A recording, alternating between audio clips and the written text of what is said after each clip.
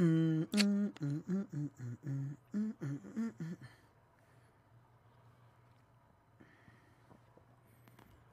another sippy sip. Oh, I'm gonna burp so much during this fucking show. Like that? Yeah.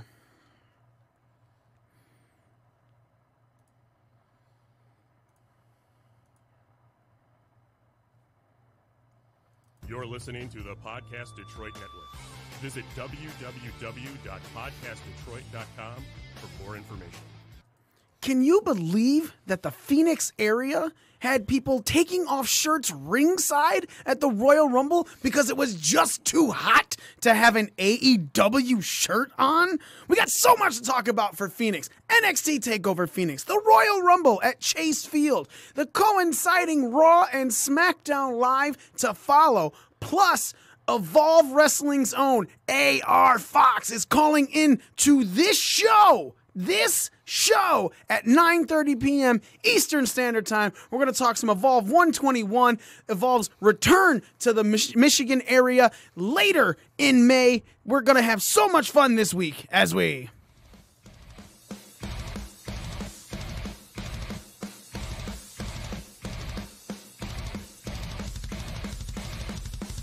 Are you ready?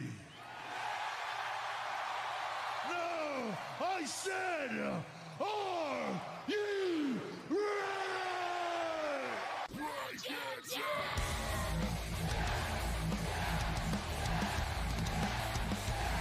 Woo! You just made the list! Oh, I knew he was going to do that. I just knew he was going to do that. He don't need genetics. Damn! You don't know what hard times are, Daddy. Austin 316 says I just whipped your ass. The crew prays to the top, oh yeah. It's just the man with the rock in cooking. Bulletproof for life, good bout, and good night. Bang! They got the answers. I change the questions. Oh, it's true. It's damn true. You're listening to the most inappropriate pro wrestling show of all motherfucking time. You're listening to Breaking Down the Ring. We are your ring crew. Nick? Yeah, bitch. Yeah. And me, the almighty one, Mikey himself. We got a pretty big show tonight, man. Honestly, given out in the intro, let it be known, AR Fox, the one and only AR Fox, is calling up. He's going to talk about all of the things that were happening in Evolve Wrestling right now. And for anyone who doesn't know, like, Evolve Wrestling is to the WWE what in baseball terms as the AA affiliate is to your MLB affiliate. You know, most people going from Evolve hit NXT, then from NXT to WWE. So they're like the AA of the, WWE, which is awesome. We were at, the Ring Crew was at Evolve 105 here in Michigan, and it was Keith Lee's last match. He faced Matt Riddle, had a nice little going away conversation that he had in the middle of the ring, and then the next takeover, Keith Lee was sitting ringside for NXT. Then Matt Riddle, same thing, finished up there. Next takeover, he was sitting right ringside at NXT. So AR Fox, man. AR Fox is going to call in. He's going to talk about a whole bunch of stuff. We got Evolve 121 happening in Atlanta, Georgia, February 15th. And then, of course, they're coming back here to the Michigan area a little bit later in this year. May 5th, I believe, was the announced date. Why? Because it fucking should be. That's why. You know what I'm saying? That's how we're doing it here. Yeah, we get May. Do it in May. We get all the real fun too, man. And like I said, man, the Evolve shows are amazing in Livonia. They had a great showing out. A whole bunch of people. Our own Orlando Christopher wrestled at that show and hit a chandelier. That's where we found out Chandelier Jones is the nemesis of our own Orlando Christopher. It was crazy. But it's true. That's just how it goes. So let's talk a little bit about our scorecards, man. We have our scorecards happen, and I put this all in my pocket. What pocket? This pocket. Bam! Scorecards. So we took on pro wrestling scorecards, which you guys can hear and see. I'm pulling the paper out now. And it was funny, man. So Daniel went all out this time. He put algorithms together in pages or numbers. Numbers or like Google, the fucking algorithms. Yeah. You know, so everything added up no matter what. And if you got it, you figured it out. Well, there was obviously a couple little hiccups here and there because it was much bigger of a scorecard than a normal one. He had 4 different calculators at one point, I think. Dude, it was ridiculous. Yeah. It was ridiculous going on. Mm-hmm. So he set it all up, and let's be honest, man. The Pro Wrestling Scorecards guys did really well on us for the NXT event, 3-2. However, Daniel himself on Twitter said he was not going to be too excited because they were up 5-0 on us the last NXT, and then we came back and won 3-2. So again, they were up 3-2. Daniel pulled a 64, Dez pulled a 43, Mario a 47, Ramon got a 61, and Jesse, their reigning champ at the time, got a 61 as well. But Daniel was beating Smitty, who had a 59. Dez was losing to you with you had a 50 versus her 43. So that was one of their losses they were going in from NXT. Yeah, it was. Mario was losing 47-52 to Joe. Ramon scoring like crazy with that 61 was beating me. I only had 43. And then Jesse, of course, with this 61 was beating Z's 49. So all these people were saying they didn't, Jesse shit talking left and right. Daniel was like, no. Surprisingly, Mario was really quiet after Joe just berated him on the show last week. And then the Royal Rumble happened. And this is where it got kind of wonky. We figured it out. All the things were taken care of. Daniel scored a 75 on the Royal Rumble, right? That was out of a grand total that you could have scored of 259. Lots of points. Lots of points were there. Daniel got 75 of them. Smitty got a 97, right? Holy shit. Yeah. Smitty got a 97. So he did really well right there. And then Dez hit an 87. Big Dick Nick got a 95. Woo! That loss that she was already taking, even more so, baby. Mario pulled a 72. Joe with a 109. Man, Joe. Just came through like crazy. Ramon, 106 for Pro Wrestling Scorecards. He had the highest score of all of them. And, of course, he beat my 99 that I scored for Royal Rumble. 99, all right. I mean, it wasn't too bad. And then Jesse with the 83. And Z had a 103. So, final scores. Daniel, 139. Smitty, 156. That's one win for us. Dez, 127. Nick, 145. That's 2 wins for us. Mario, a grand total of 116, which Joe almost beat by himself with just his Royal Rumble card to Joe's 161. Same numbers in the final. Joe definitely blew the fuck out of Mario because Mario really likes the stuff, And Ramon, 155, the highest score for them. Definitely beat my 142. So that was our first loss because I suck. And then Jesse with a 144, lost to Z's 152. And it was funny. Originally, it was like only by 5 points that he was losing. And then we fixed, some of the things in the algorithm because it wasn't counting Rollins as the score or anything like that. Then we figured it out, and then he lost by, 8. And then he was shit talking. He's like, I only lost by 5. Oh, shit. And it's like, yeah, but Z didn't fill out 5 of his unscheduled appearances. So. That could have been a lot worse. Right, yeah. Like, you lost to a guy who didn't even fully fill out his scorecard. Let's not make it seem like you had a chance, man. No chance. No chance in hell. So, yeah, we won 4-1. Last time 3-2. This time 4-1. And we said if they won, that we'd have to go into the tiebreaker for WrestleMania. I'm still totally willing to go for a WrestleMania event with them, just because it's just fun. Sure. I have to admit, you guys go to Pro Wrestling Scorecards. That's at PW Scorecards on Twitter. Get that going. Look, dude, seriously, it's fun. It makes any pay-per-view that's kind of shitty at the moment or shitty sounding, like, the way TLC seemed last time and things like that, Survivor Series where everyone's like, yeah, Becky, okay, that's Charlotte. Hell in a Cell, things that pay-per-views that you're just like, what the fuck, man? You have a lot more fun. There's competition, there's camaraderie. Plus, look, we're not a football show, all right?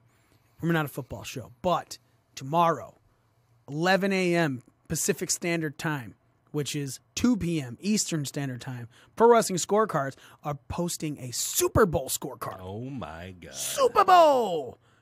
So if you're going to watch the big game tonight, this Sunday, you download a Pro Wrestling Scorecard. That's at PW Scorecards. Make a fucking game out of it.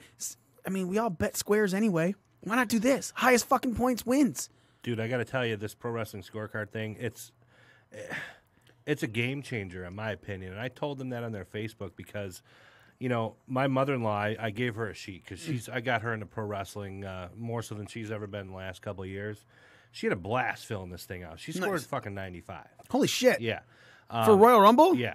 She didn't fill out the Royal Rumble, the full 30 roster, but she filled out that and got a 95. Jesus, Yeah. man.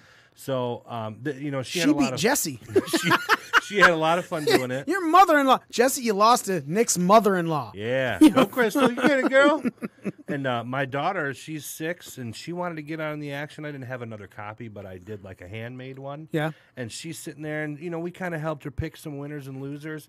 But then during the Women's Royal Rumble, she's like making up her own side bets, like, oh, Ember was on the ropes, I get 10 points, blah, blah, blah, blah, blah. So, it was just creating a whole nother level of excitement. It was awesome. And that's what it's about, man. It's about having fun because, let's be honest, recently, WWE has been a fucking chore to watch at times.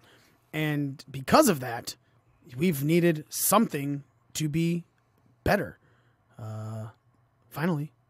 We got it. Well, WWE had their bingo cards, and I was like, yeah, that's kind of cool. But this shit right here? Yeah, so Smitty showed me that. He goes, oh, we should have brought the bingo cards, and we should have done some stuff with the bingo cards and everything, like for giveaways, because we were at Bobcat Bonnie's in Wyandotte, which we'll definitely get into more after we talk to AR Fox in a little bit, because we had our Royal Rumble event out there. Because we should have done this for some giveaways. And I was like, well, why are you just telling me now on the way to the event? Like, if you had said something yesterday, I was like, when did they post? He's like, I think a couple days ago. And I was like, that'd have been really cool. Yeah, man. Like, you got to fucking let us know, brother. You got to just fucking give me a heads up.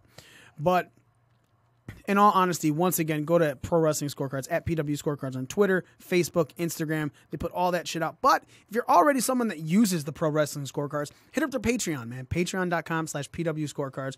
Throw $1 their way. Throw $5 their way. We throw a little bit of money their way because, look, even for these big events, Daniel's like, yo, you want me to throw your name on one so you have custom-made ones for your own event? Fuck yeah, I do, Daniel. And you know what he does? Hooks it up. Bam.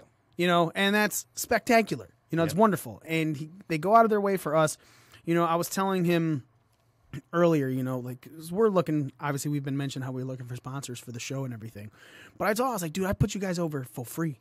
Because one, it's amazing. I've developed a friendship with these guys. Yeah. And the Adesible one, the adorable Adesible.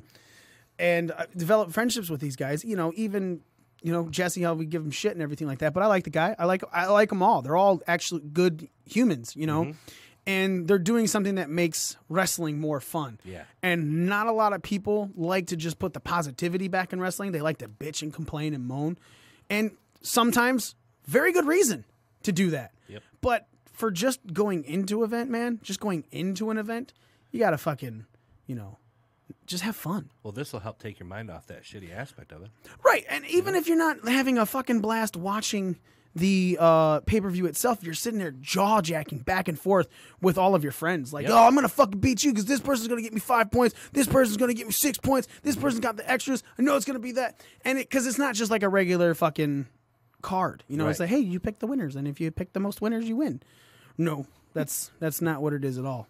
It's more than that. And that's spectacularly fucking awesome, So we can't put over Pro Wrestling Scorecards enough. We can't talk enough about how great the Pro Wrestling Scorecards have been for us. So we can't. I love them. Yeah, it's an awesome idea. I love it. Did it make the Rumble better for you?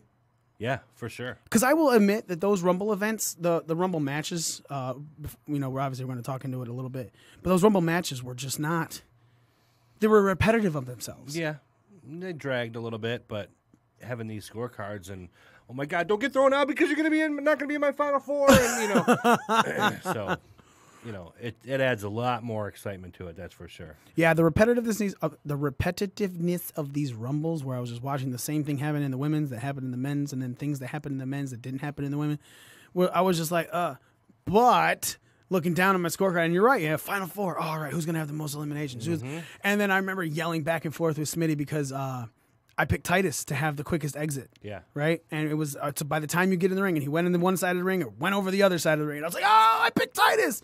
And then No Way Jose, and I was like, what? No! Yeah. I had Jinder. Jinder got out real quick, too, and for a second I was like, oh, my God, he's going to take it. I can't believe it. But, yeah, then, yeah, we'll talk about it. Yeah, it's just a whole bunch of things that we're looking at, and we're having a blast with. But yeah, man, we whipped your guys' ass. Pro Wrestling Scorecards, fucking whipped your asses. We want you back at WrestleMania. Doesn't matter, Daniel. They made a tweet out when they were at Raw. They're like, maybe we're the B team because we keep getting our asses whipped in our own scores. And I was like, no, you're not the B team. You are the A team. You have Mr. T and Hannibal and Ace. You are the creators, the almighty. You have the one person from WrestleMania 1's main event in your team. That's Mr. T. For those who don't know. So we had a fucking blast with that. Again, just to give everyone a heads up, AR Fox from Evolve Wrestling is going to be calling up, talking about Evolve 121 happening in Atlanta. And on May 10th, Friday, May 10th in Livonia, Michigan, Evolve is showing back up for a huge double show with Shine Wrestling.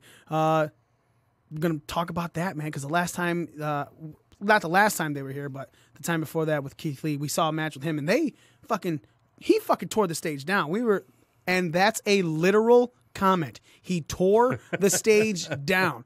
He went and he did a tope suicida, but he went over the corner of the ring and he fucking landed on the skull, and his fucking feet hit the entrance area and it literally fell down. So they had to put it back up. It was sweet, man. It was fucking sweet. Had a huge blast watching Evolve, and every time Evolve comes to Livonia, but now he just teamed up with Johnny Gargano at Evolve 119. He tag teamed with him.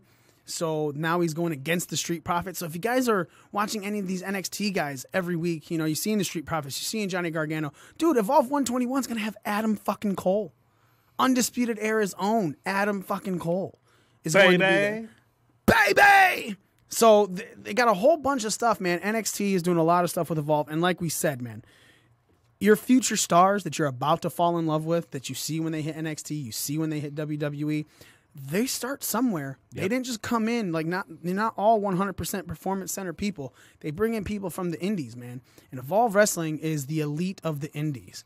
It's a fun time. They put meet and greets with everyone in the fans, usually before and after the matches. Is what that's what it was in Livonia. That's what they've advertised for things like Adam Cole and things like that.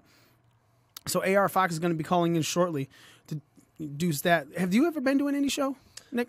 No, there's been quite a few at the Imperial House that's over by me. It's like 10 minutes from my house. With Extreme Championship Wrestling, XICW. Yep, good friend of mine I used to work with, Movado, Mysterious Movado. Oh, nice. Been a big part of them. Just haven't had a chance, but I'm dying to go. And I know Fraser was going to have a show, the Fraser Ice Arena of all places. Friend of mine I went to high school with. It's a smaller promotion, but they had some issues with the venue last week and couldn't get their show going. But I know, they're out there doing work, and they're going to be in Flint, I think, a couple weeks from now. So I'm going to try. This Evolve shit sounds really cool, though. I just saw that not in the Livonia show, but a few days later, I think it said it was in Alabama. Ricochet is going to be at the show. Yep. He's going to be doing meet and greets, and so that's really cool. Get out there, and that's a really good chance especially for those wrestling fans that are just you're trying to get your kid in it and whatever, and to get that up close personal experience. You can't always get that when you go to Raw. You get tickets that are kind of far. Or this, you're going to be right up close in the action. The kids love it. You know what I mean? It's a good experience. I'm excited. Yeah, they really do. Every time they have a blast.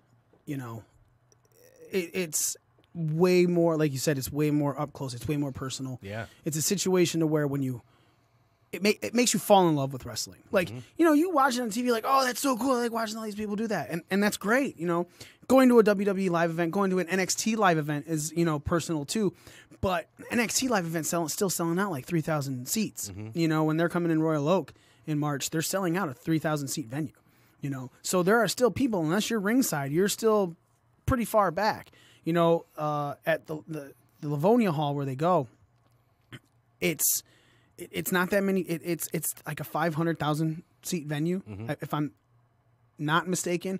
But because of that, every seat, 15, 16 rows back, maybe the most. And if they're standing room, it's still, you're not far away from the action. Sure. You're closer. If you're closer standing in the back of that hall for an Evolve Wrestling show than you are the first row of a lower bowl of Little Caesars Arena or any type of most big arenas that WWE goes to. Still closer than that, and you're standing. Right. You know what I'm saying? And that's if you're standing in the back.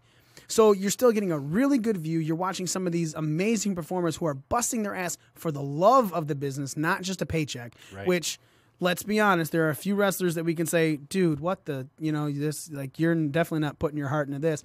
But these guys are going left and right, busting their ass for love of the business. Sure, they're getting paid for it and everything, but it's, I want someone who knows me. I'm making sure that fan in the back, that 17th row fan, the person standing, the one guy who came in who only had a standing room ticket because it's the only $10 he had for the week, he's going to make it, I'm going to make him feel like he's a part of the show. Right. And they do it, man. They go fucking off, and it's spectacular. I have nothing but great things to say about my experience at Evolve.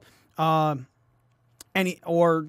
even Joe. Joe goes all the time. When the Evolve Progress was just in town, Joe went to those shows, Knockouts and 3 Counts podcast guys, the ones who helped put up this the event at Wyandott's Bobcat Bonnie's. Okay. They go all the time as well.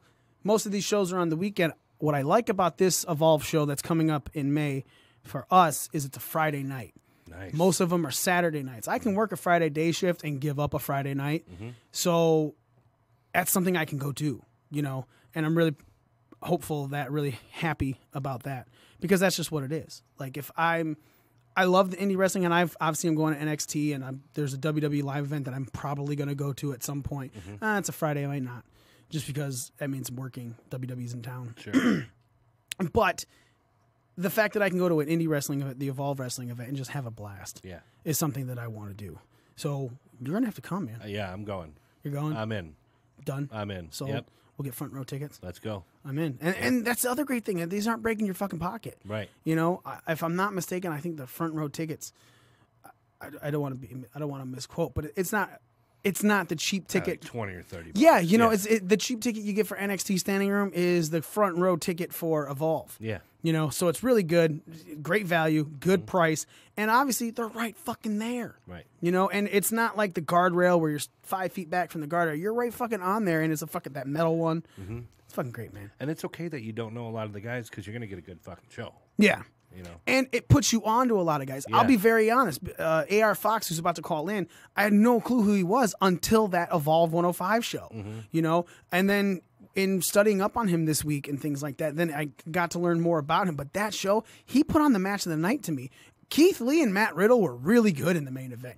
Our own Orlando Christopher and Nate Matson, they kicked it off in a tag team match, and Orlando lost to Chandelier Jones, but that's okay. That's hit his head on the chandelier and that diving headbutt.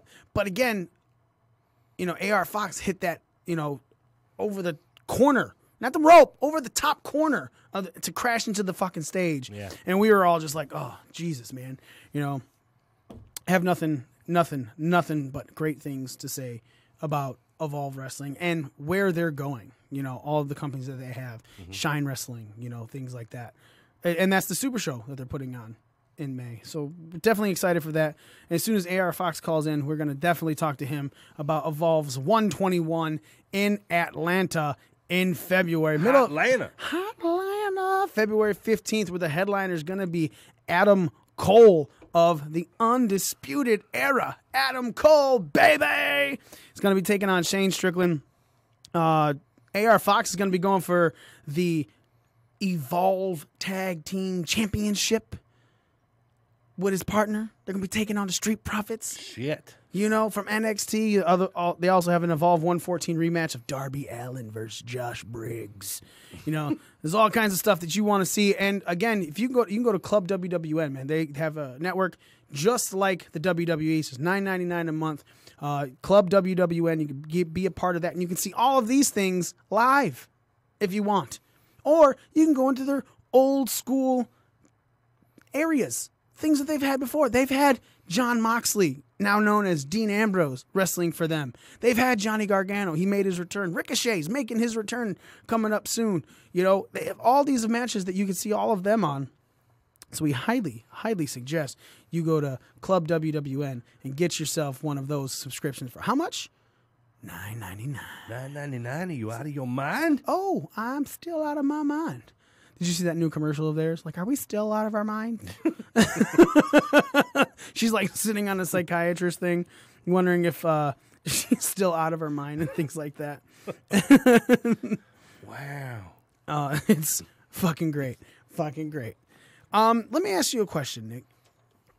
Is there anything about this weekend of shows, TakeOver, Rumble, Raw, and SmackDown, that you just fucking hated? Ugh.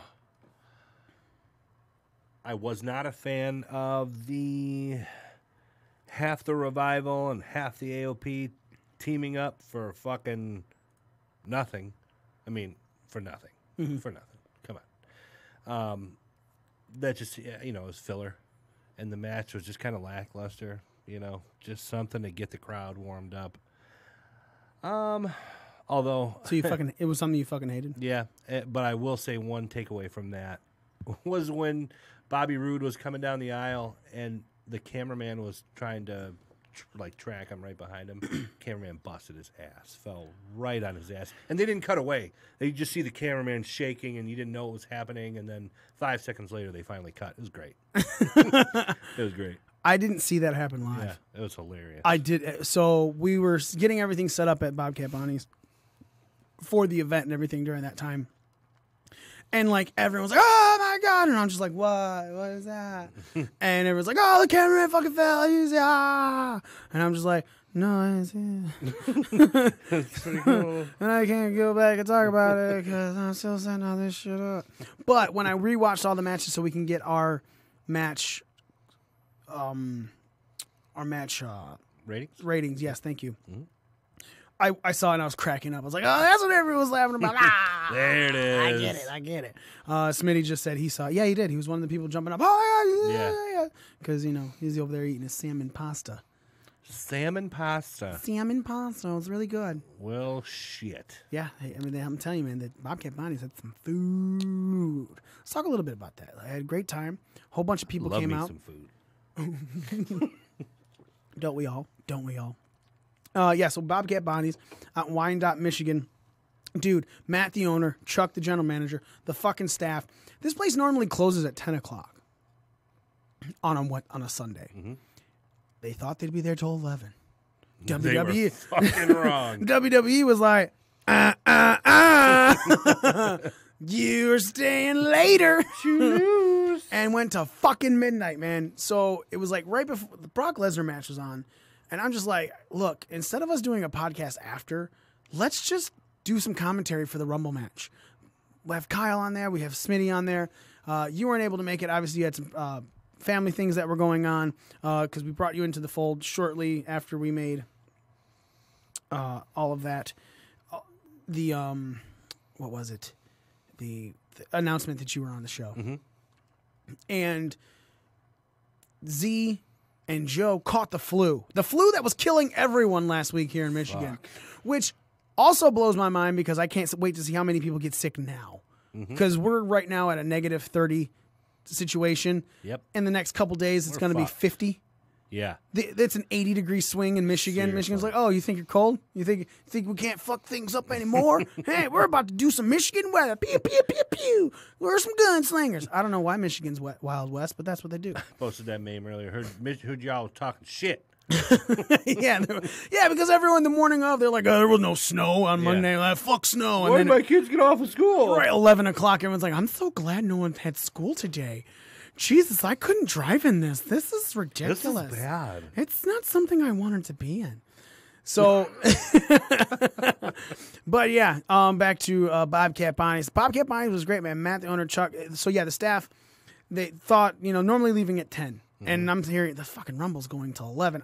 We're just going to do commentary. We're going to get this staff out of here as fast as possible. They did the fucking last call because last call was when we thought everything was ending at 11. Turns out it was another hour and a half later until we left. And that sucked because I felt so bad for that staff.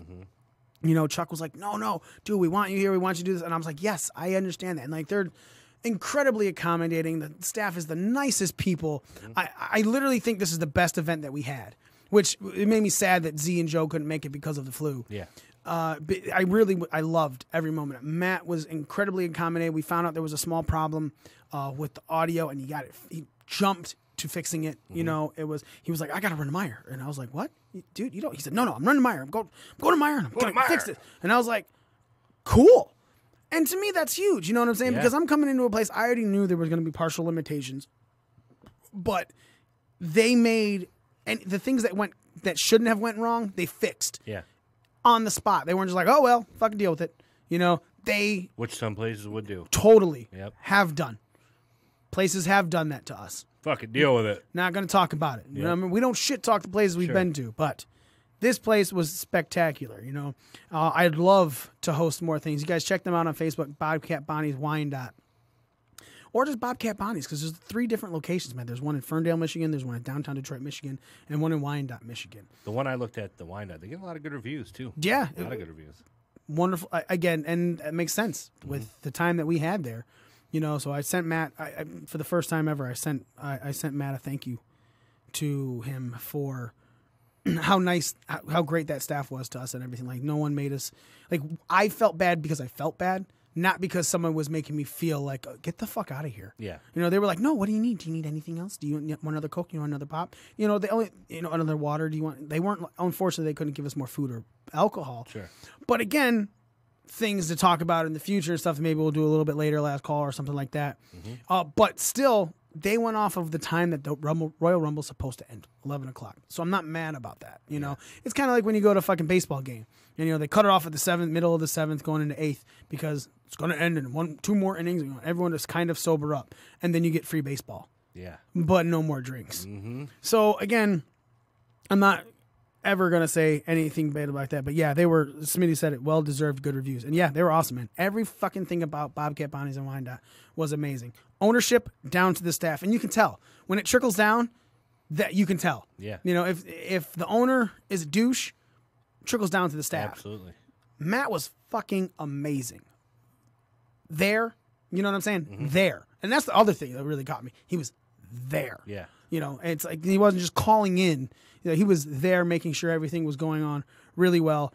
Chuck, the general manager, what do you need? Do you need anything? Need anything? Nope, good. Thank you so much. You sure? And the staff, same thing. I just can't sing their praises enough, and I can't wait to hopefully do another event, man. WrestleMania is coming up. That's awesome. And we're going to be doing something somewhere. WrestleMania, hopefully, will be at Bobcat Bonnie's. Wink, wink. It's me winking into the camera for the. You can hear it. Can you hear my ding? Because that's just how it goes. Yes, no. So the thing that I hated the most about this weekend was the midnight ending time. Yeah, definitely. And because that's 7 fucking hours. If you watch the pre-show, which we fucking did, that's 7 hours of wrestling, man. And now look. Someone goes, people complaining about the 7 hours Royal Rumble, the same people that wake up at 3 a.m. to watch New Japan's Wrestle Kingdom for 7 hours. And it's like, look, if I'm waking up at 3 a.m. to watch wrestling for 7 hours, okay, that's fine. But I'm watching it till 10 a.m. And then I have my whole day ahead of me, or I can take a fucking nap after that.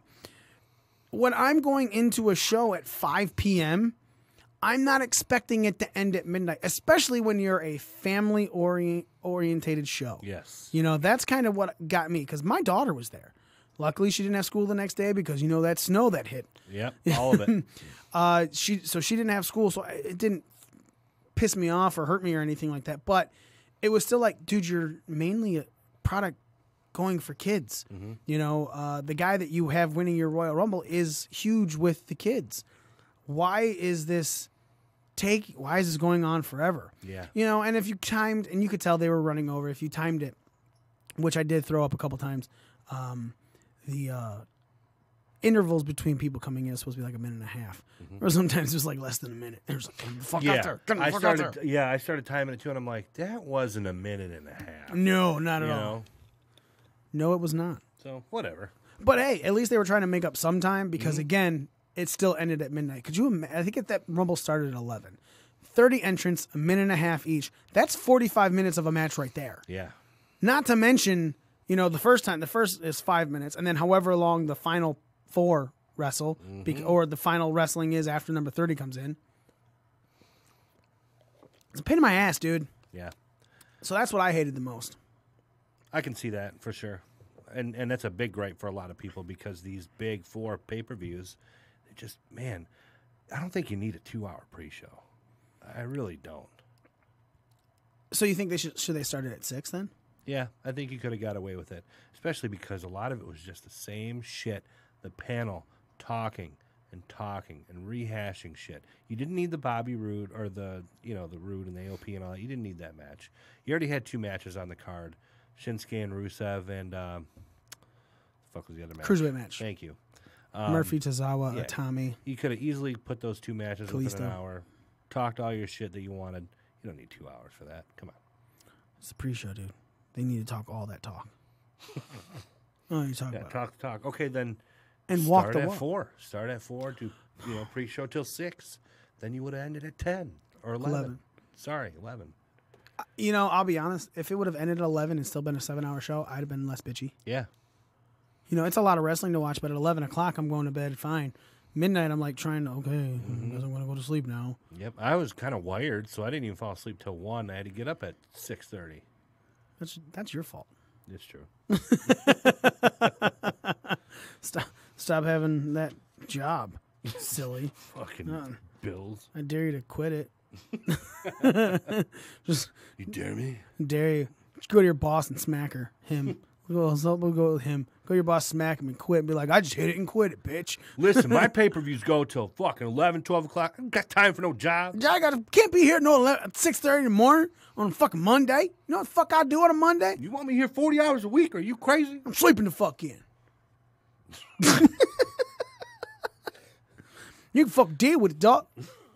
Like, man, all right. Fine. Just give Nick a raise. Yeah, Nick is angry. Nick wants to Royal Rumble us. Like, he wants to SummerSlam us. Nick said he has a table. And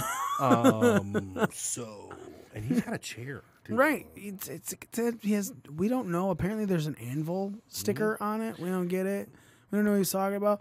What? He said the dude's got, it's an anvil with pink tights. He said he wants to have an Inferno match with you. Right. I don't know what that means. Barbed wire. It's a street fight. What are we talking about here? Sack of thumbtacks. Right. He said he's doing it for mankind, all of mankind. Is he a fan of, I don't understand why all this violence is for the world. But then he told me to have a nice day. So weird. And it was like, bang, bang. I didn't get it. And he just, he just kept walking up to us, like, you can't see me. You're like, Nick, you're right there. Yeah, we can. You can't really see me. It's like, Nick, we see you. Like, and then he keeps trying to serve us pancakes. Right out of his pants. It's so gross. He's like, have one of my Biggie ones. Like the rapper, like Notorious Big. Biggie. Notorious Big. It's so weird. It's so weird. He tells us he's keep going up, up, down, down. We don't know what that means. He doesn't know how to spell next. He just keeps forgetting the E. He's like, NXT. Next? What? What's next? It's fucking crazy. Nick's going crazy. He needs raise. Give him some free vacation. Just take it. All right. Take it all. Says he can't wait to get us in an elimination chamber. There's going to be hell in a cell. He's going to jail, and he's gonna think he's going to die. Oh my God! All the fucking wrestling innuendos from Office Space people who just don't watch it at all. But then he mentioned Hulk Hogan. I know that guy. I know who he is, Right. and I know The Rock. Right? Is that his tea with Stone Cold or something? I don't know. He opened 2 beers and he poured them all over his face. It's just ridiculous. God damn it, Didn't Nick. even drink them. I know he didn't. He didn't. Someone fucking sent a photo. Speaking of Austin chugging beer, sent a photo of Stone Cold beer in his hand, and it had non-alcoholic on it. And they were like, "My childhood's ruined." And I was like, "Well, first off, it probably should be, with as many as he was throwing down, right? But number two, there's still alcohol in non-alcoholic booze. Like you can't, if you're at AA, if you go into AA, you can't have a non-alcoholic beer. It's like 0.005 or something like that, but there's still alcohol in it. So I'm sorry that it ruined your childhood. You thought he was chugging Budweisers and Miller Lights and stuff Stevie like Weiser. that. Right. And you thought they were full of alcohol. But they're also some of the lightest beers in the world. Yeah. They're like 4.2, something 4.5. Calm down. Yeah, let's not make it seem like he was IPA. Could you imagine if Stone Cold just started chugging double IPAs? Oh my God. They go to throw him another one. He's like, oh. No. Just Austin can't. No. What? You want to give me another one? I don't want it. No. Can't handle it. What? I don't want it. I'm so drunk. Oh my God. No more Two-Hearted. No more IPA Steve Weisers. Because he has his own beer. Yeah. Yeah, Oh, Broken Skull Ranch, BSR, IPA. Dang. Never had it. If you think about it, the smartest thing Steve Austin ever did was getting a beer. Oh, for sure. For sure. I can't imagine how much beer he sells. I also have never had it. I don't know how to attain it. I haven't seen it in the store. Can you order beer online and they send it to you? Yeah. You can? Mm-hmm. Huh. Usually got to order a pretty decent quantity. Like I can't just buy a lot of craft beer enthusiasts like, me. Can't just buy one bottle. You have to buy at least 5 or 10 from these sites. Or like a 6-pack? Mm-hmm. Okay. Yeah, but I don't know about that one, but I'd be down for that. I'd buy a 6-pack. yeah. Fucking Broken Skull, right? We should do that one day. Just have it on here. Just like, oh, this podcast is brought to you by Broken Skull Beer. You're cracking it and everything, and Stone Cold's like, no, I didn't do that. I am not affiliated. I'm not. What?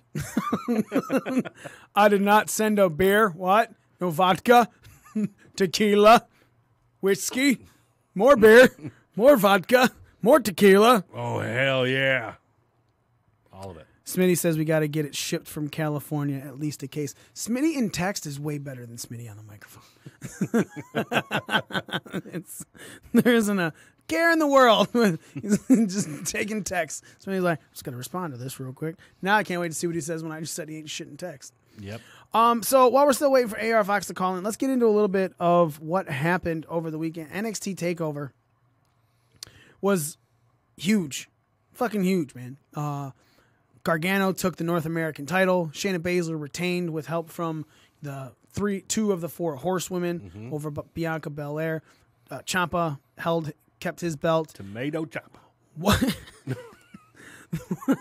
The War Raiders became the first ever team to hold the NXT tag team titles, the Ring of Honor tag team titles, and the New Japan tag team titles, Damn. IWGP Heavyweight Championship tag titles. First team to ever do that. And, of course, the kickoff was Matt Riddle beating Cassius Ohno in a submission, which he tapped, but it wasn't a submission hold. Riddle was just fucking driving elbows into him and everything. So what did you think of TakeOver, man? It was solid, for sure. They always do a great job, these big 4 pay-per-views with TakeOver. I mean, I think it's a fantastic way to roll into the main event on Sunday. Mm-hmm. It really is. It had a couple moments where it was dragging a little bit. I wasn't a huge fan of the Riddle match. It was good, but for the most part, it was fucking fantastic. Yeah. It had me on the edge of my seat. A lot of really good moves. I was really impressed with the tag team match with some of the way what's his name, bigger dude that does the cartwheels and shit. Hands in a row, one of the two. Yeah, the way that dude can move. Bald one or with hair? Yeah, with hair. The one with hair, that's Hanson. Yeah. Yeah. You know, it's really entertaining, and it kind of goes back to what you were saying about the independent shows and how you can just kind of tell when they're there for the love of the sport, and these guys seem like they just go a little bit more above and beyond than the main card does to make you just flip out in your seat. Do you feel that? So we've been talking many times about this, how it just seems like sometimes NXT just destroys the main card overall. Like there isn't a single time you've seen an NXT takeover, you're like, oh, that was all right. Every time you're always coming up, man, that was amazing. And it seems like there's so much for the main roster to live up to, but they never kind of do. Do you think that's mainly because of Vince's influence, or is it some of the talent? I think it's some of the talent. It could be a little both, but some of the talent really trying to get their name out there and be seen, and, hey, let me come up now to the main roster. And kind of like these guys, you kind of look at it like a minor league type thing. You know what I mean? Really pushing to give it their all. And it could be a little bit of Vince trying to draw the audience into NXT more, trying to build that brand as big as he possibly can, you know? Obviously, Vince, well, that's Triple H's brand. Yeah. Vince is in much more control of the main roster, but he gave 205 Live to Triple H, and 205 Live did a dramatic 180, you know, from what it was being done when everyone else was handling to Triple H. So now Triple H has NXT and 205 Live, and both of those shows are performing at incredible heights. Even like when we were watching the Cruiserweight match, you know, we gave our ratings. For the most part, we're still waiting on Mr. Z to give his rating. I'm sorry, for that one he did give a rating. We all gave it around a 7. Yeah. You know, and that's pretty good. You know, when you're giving out match ratings and stuff like that. 7 for a fatal 4-way is a real difficult thing to get, because there's a fatal 4-way. If you're missing spots and things like that, it's gonna be, you know, it's going to be difficult to hold up to. Sure. You know, but that Cruiserweight match, that 205 Live, it showcases them so much more, you know.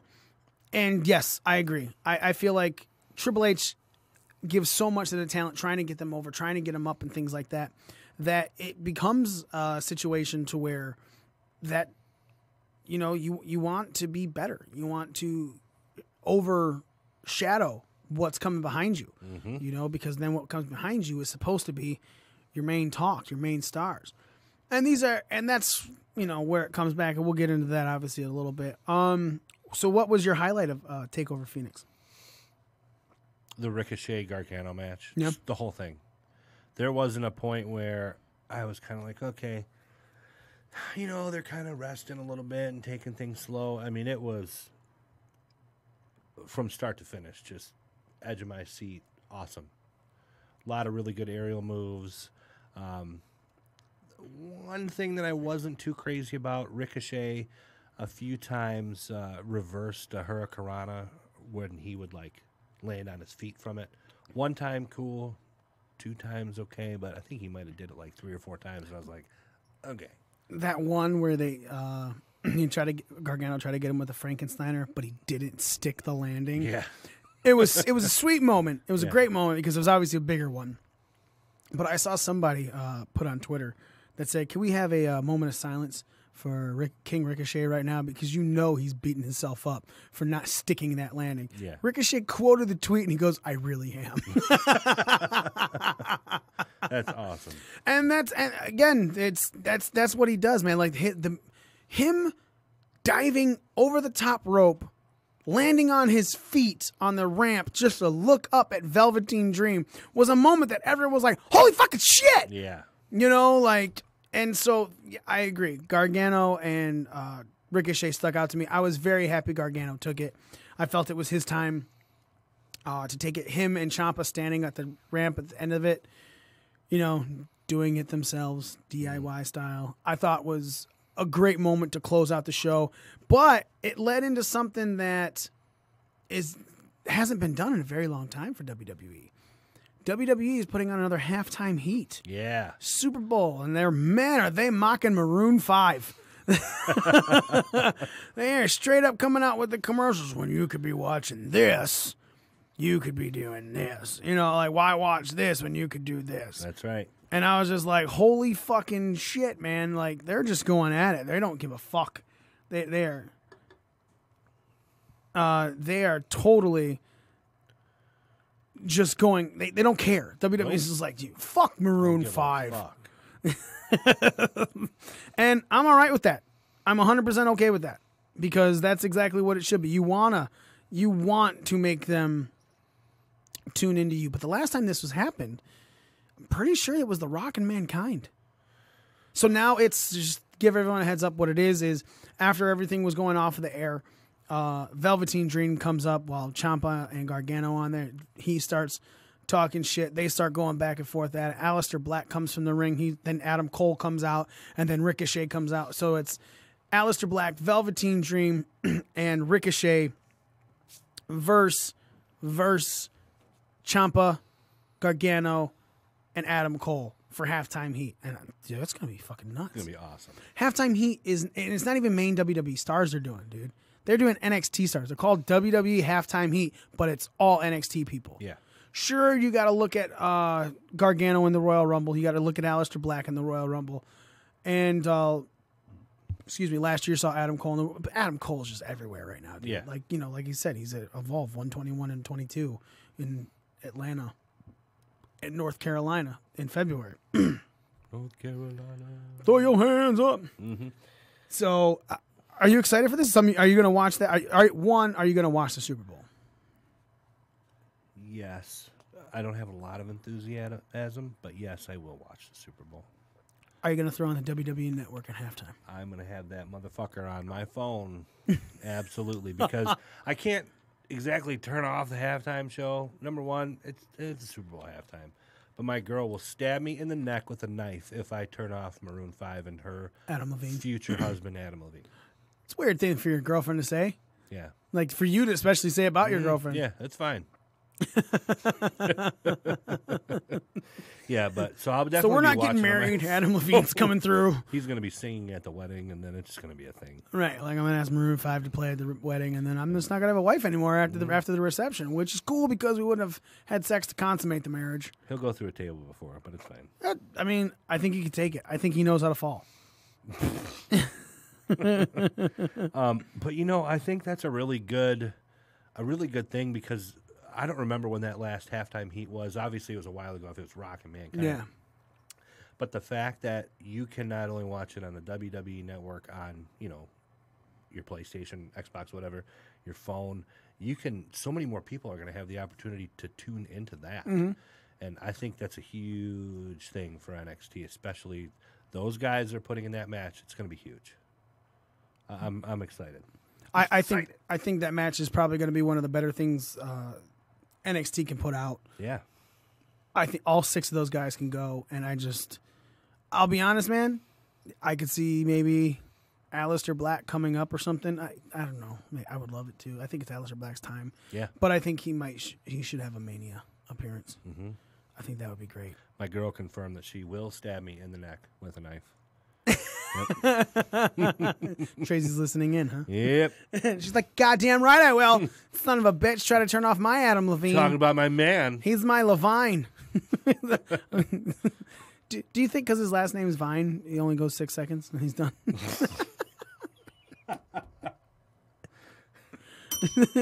But like the French 6, so he's like,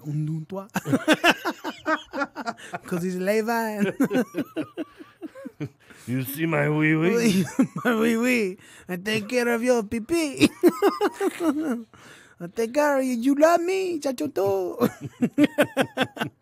All right, so moving into the Royal Rumble, man. Royal Rumble, like we said, like we've mentioned, like we've talked about over and over again, is a fucking 7-hour show. A 7-hour show that went to, I'm sorry, let's stop saying it was a 7-hour show. It was a wrestling show that went to fucking midnight. Right? Because I'll be honest, if it was a 7-hour show that ended at 11, I'd probably be all right with it. But it was a show that fucking went to midnight. Midnight. Ugh. Yeah. Went on forever. They threw the match of Bobby Roode and Chad Gable against Razor and Dawson because Akam was injured, so the AOP can't fight as a tag team, so they threw Dawson in there. And, of course, Rude and Gable won, which was even weirder to me, man. It's like, why?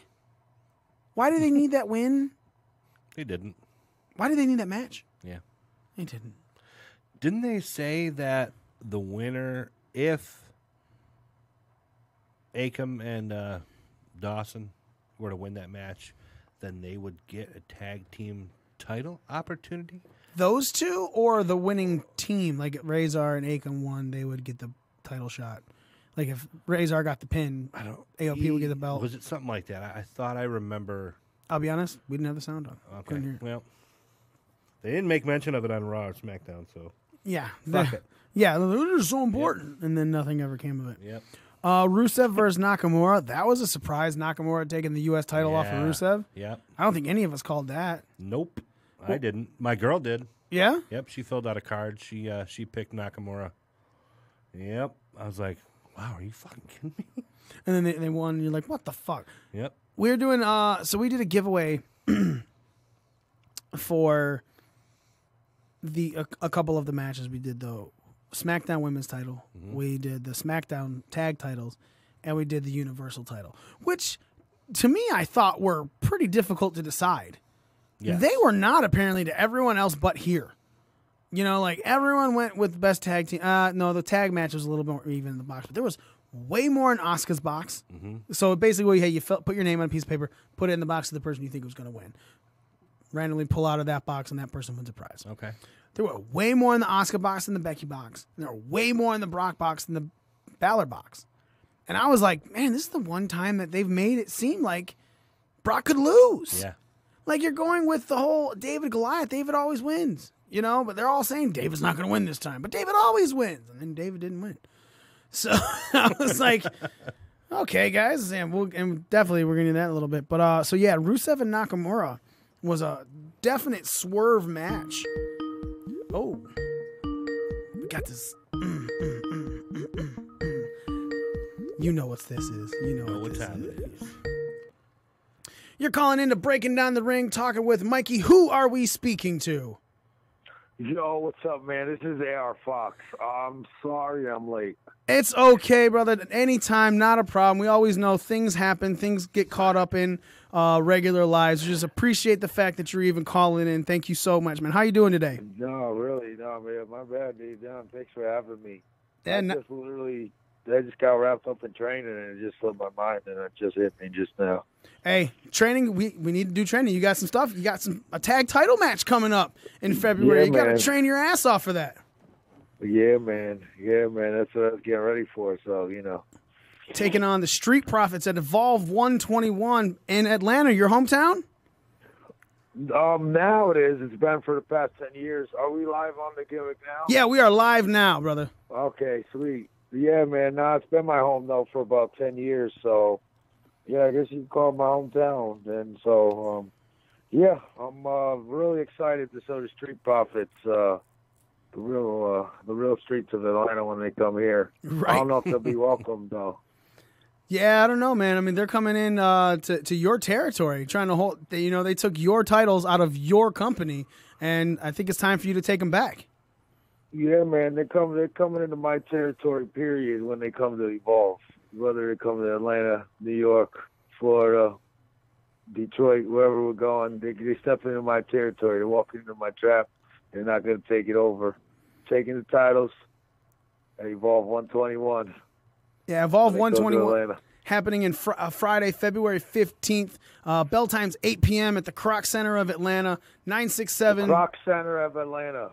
967 Dewey Street, Southwest Atlanta, Georgia. You guys can go to etix.com or get tickets at calling 1-800-514-3849. AR, man, so who you tagging with at this match? I'm teaming up with one of my Skulk boys. I'm teaming up with Leon Ruff, up and coming. Just signed with Evolve. He's on fire right now. He's in a different place than he was last time we challenged for titles. So this time we got in the bag. Nice. I honestly, man, you just came off of a tag team match with Johnny Gargano at Evolve 119 as well. So you're getting your tag team time in. You're definitely able to knock it out. You guys have Adam Cole in your main event for 121, huh? Oh yeah, we got Adam Cole in the building. You know, we've always been having a lot of NXT talent coming in and stuff. It's pretty unbelievable right now. You know, this weekend. Sorry to cut you off. No. I've been telling everyone, man. Like, if put it in baseball terms, Evolve is like the AA baseball team to the major league one. Like, people, you know, when you guys were here in Michigan for 105, that was Keith Lee's swan song match I was there for, and then of course he showed up on NXT. Like, people are going from you to NXT to like the major leagues, man. So it's the biggest, as far as I'm concerned, one of the biggest indie, and I use that quotes with that wrestling things going on right now. Comparison to it, you know, with all due respect, you know what I mean? I only keep it positive in the pro wrestling business. You know, everyone does their own thing. But, yeah, man, ain't nobody on Evolve's level. Ain't nobody doing what Evolve's doing, you know. Yes. There's no, you know, you know what I mean? You know you're doing it when you're just worried about yourself and doing your own thing. You know, I just know that from my personal career. But, you know, everybody else is, you know, talking about you or knows about you, but you really don't know anything else, you know? Right. Like, Evolve is this busy and, like, literally making history in the business, stuff that's unheard of or, like, unimaginable to me even 2 years ago. If you told me something that we were going to be wrestling contracted WWE superstars, like famous people, like, you know, us there work in front of millions of people, you know, at takeovers and stuff like that the next week.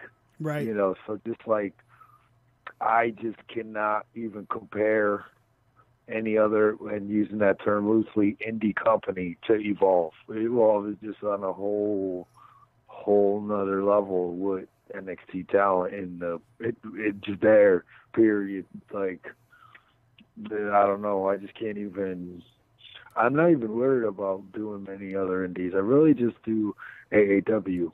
Okay. You know, and I know we're not pushing anybody else, but like, just to be honest, like, really, I just wrestle at Evolve there and at my school, man. It's just, what's going on right now is just pretty, I don't know. Nobody could say anything that I would think could, like, even, you know what I mean? Right. And any other company that, like, has a track record like Evolve was Evolve. The same person that runs Evolve was running those companies that helped other people as well. So it's like, it's been the common denominator. You know, I'm a company guy, obviously. Right. Well, tell us. You said you have a school as well, right? Yes, I do in Atlanta. The WWA 4. All right. And how's that going? How long have you had that school? I've had it for about maybe a little over 2 years now. Okay. It was the school I originally joined back in 2007, but I didn't start owning it until December of 2017. Okay. Yeah. How many students you got there? They don't all come on one day, so Okay. I'll say that first. All right. But probably around 50 or so. That's a nice school, man. No, yeah, it's pretty crazy. It's pretty, I'm grateful. That's why I'm here now. I'm still here. Right, giving back and hopefully making people just as astonishing as you are. You know, I was telling the story at Evolve 105 here in Livonia with Keith Lee Swansong. You were the one that stole the show for us. Because cool, thank you, dude. Your match, you went over the top corner of the ring, and you took out the entire the Evolve stage, the entrance ramp, where they could not have it fixed the rest of the night. Yeah, I remember that one. That was a fun one. I got to wrestle my friend on that one, Myron Reed. Yes. That was a fun one. But yeah, I'm glad. I appreciate the compliment. But yeah, man, I'm grateful. I'm having fun out there. And I'm just glad that people like to see what I'm doing. You know, I dedicated a lot of time and hard work to it and all the sacrifice and all that stuff, you know. But at the end of the day, I'm having fun.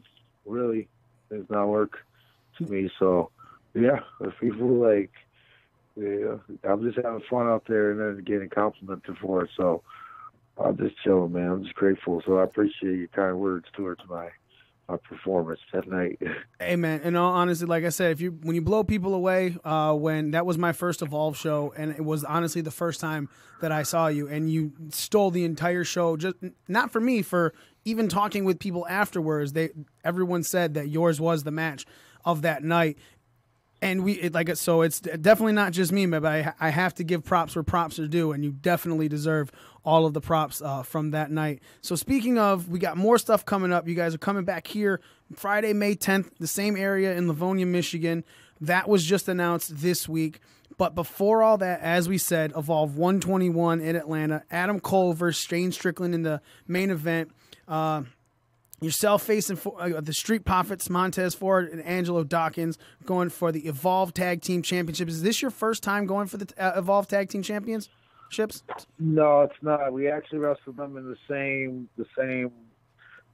teams and everything. Me and Ruff teamed up before against the Street Profits for the titles, and we came up short. But now, you know, Ruff's got a little bit more confidence now since he signed. It's always a boost of confidence for someone. For sure. You know, just follow through with everything they do once they step through the curtain just a little bit more.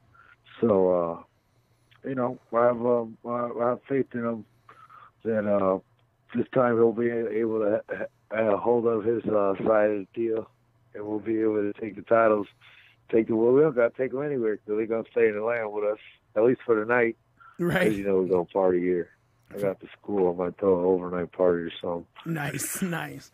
I do want to talk about a little bit of your past, man, because obviously anytime you want to talk to somebody, you want to know who they are, what they've done. And it blew my mind to find out that you were the first ever Evolve champion, winning that back and holding it for 324 days after a 8-man tournament where you beat Ricochet and Sami Callihan. Yeah, but that was a crazy night. I'll never forget that one. I actually just was thinking about it earlier today because I want to get some of my memorable moments, like printed or framed or something like that. And yeah, I think that Sammy did a lot for me in the business. He helped me burst through a plateau, I feel like, of just being like an indie guy, like a dime a dozen, you know, because there's a lot of us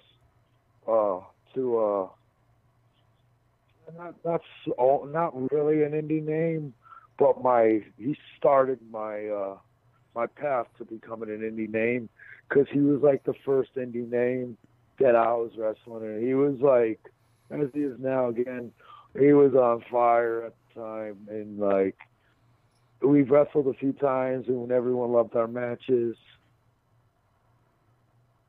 So I learned a lot from him, but that was, I'm pretty sure, like, that might have been our 4th or 5th match, and but that was the first time I had beaten him, and it was the most important one too. Obviously, and yeah. like, just in my head, I felt like I was making progress as a wrestler, because even though, you know, I don't know, you know, the win-loss thing, but you know, I always was losing to him, and then a couple months or maybe a year or so later, I was on top and everyone was losing to me.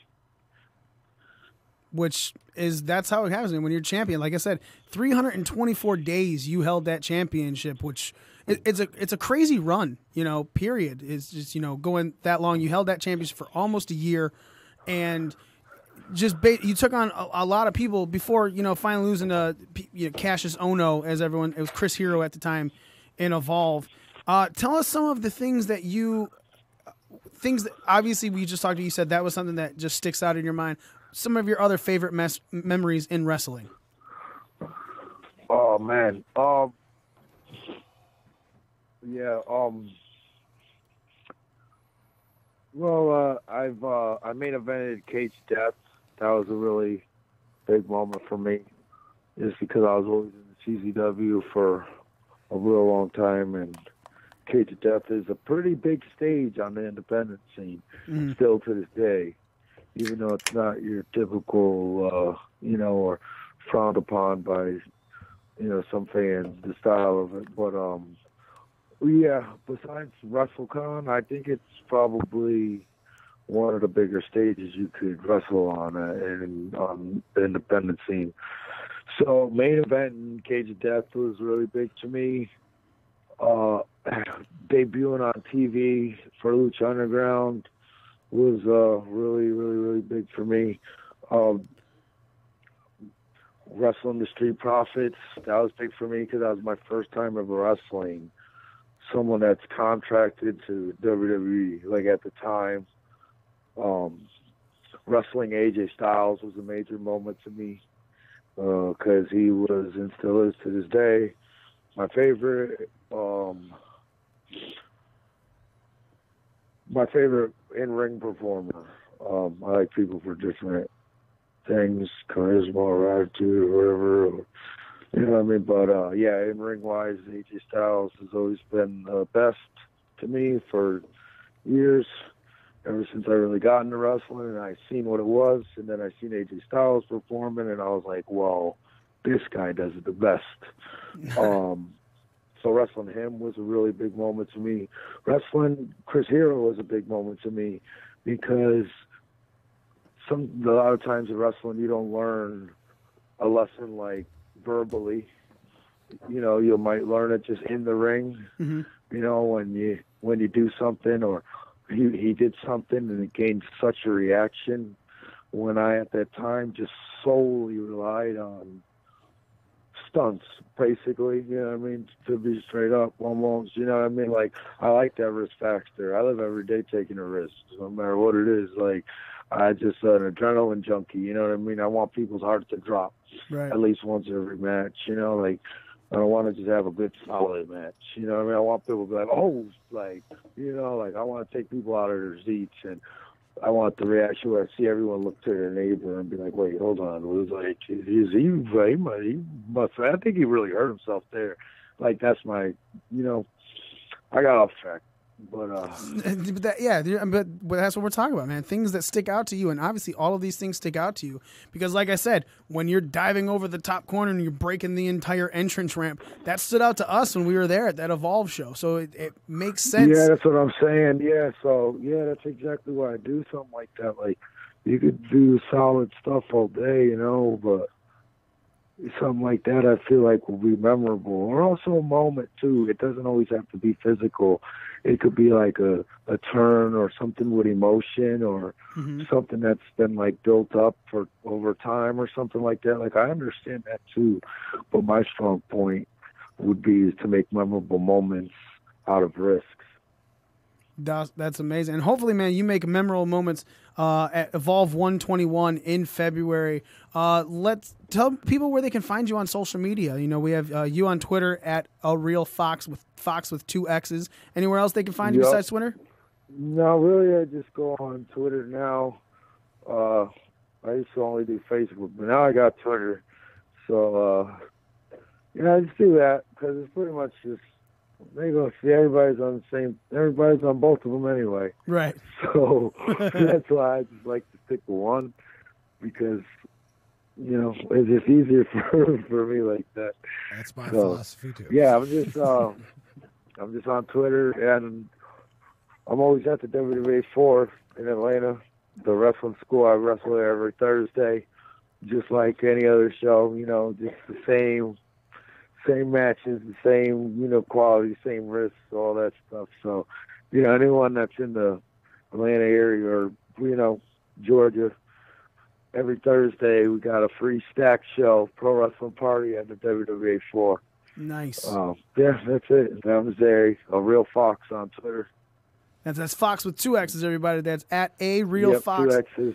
Yep, AREALFOXX. And again, AR, man, thank you so much for calling, and we hope. And can I give my wife a plug? For sure, brother.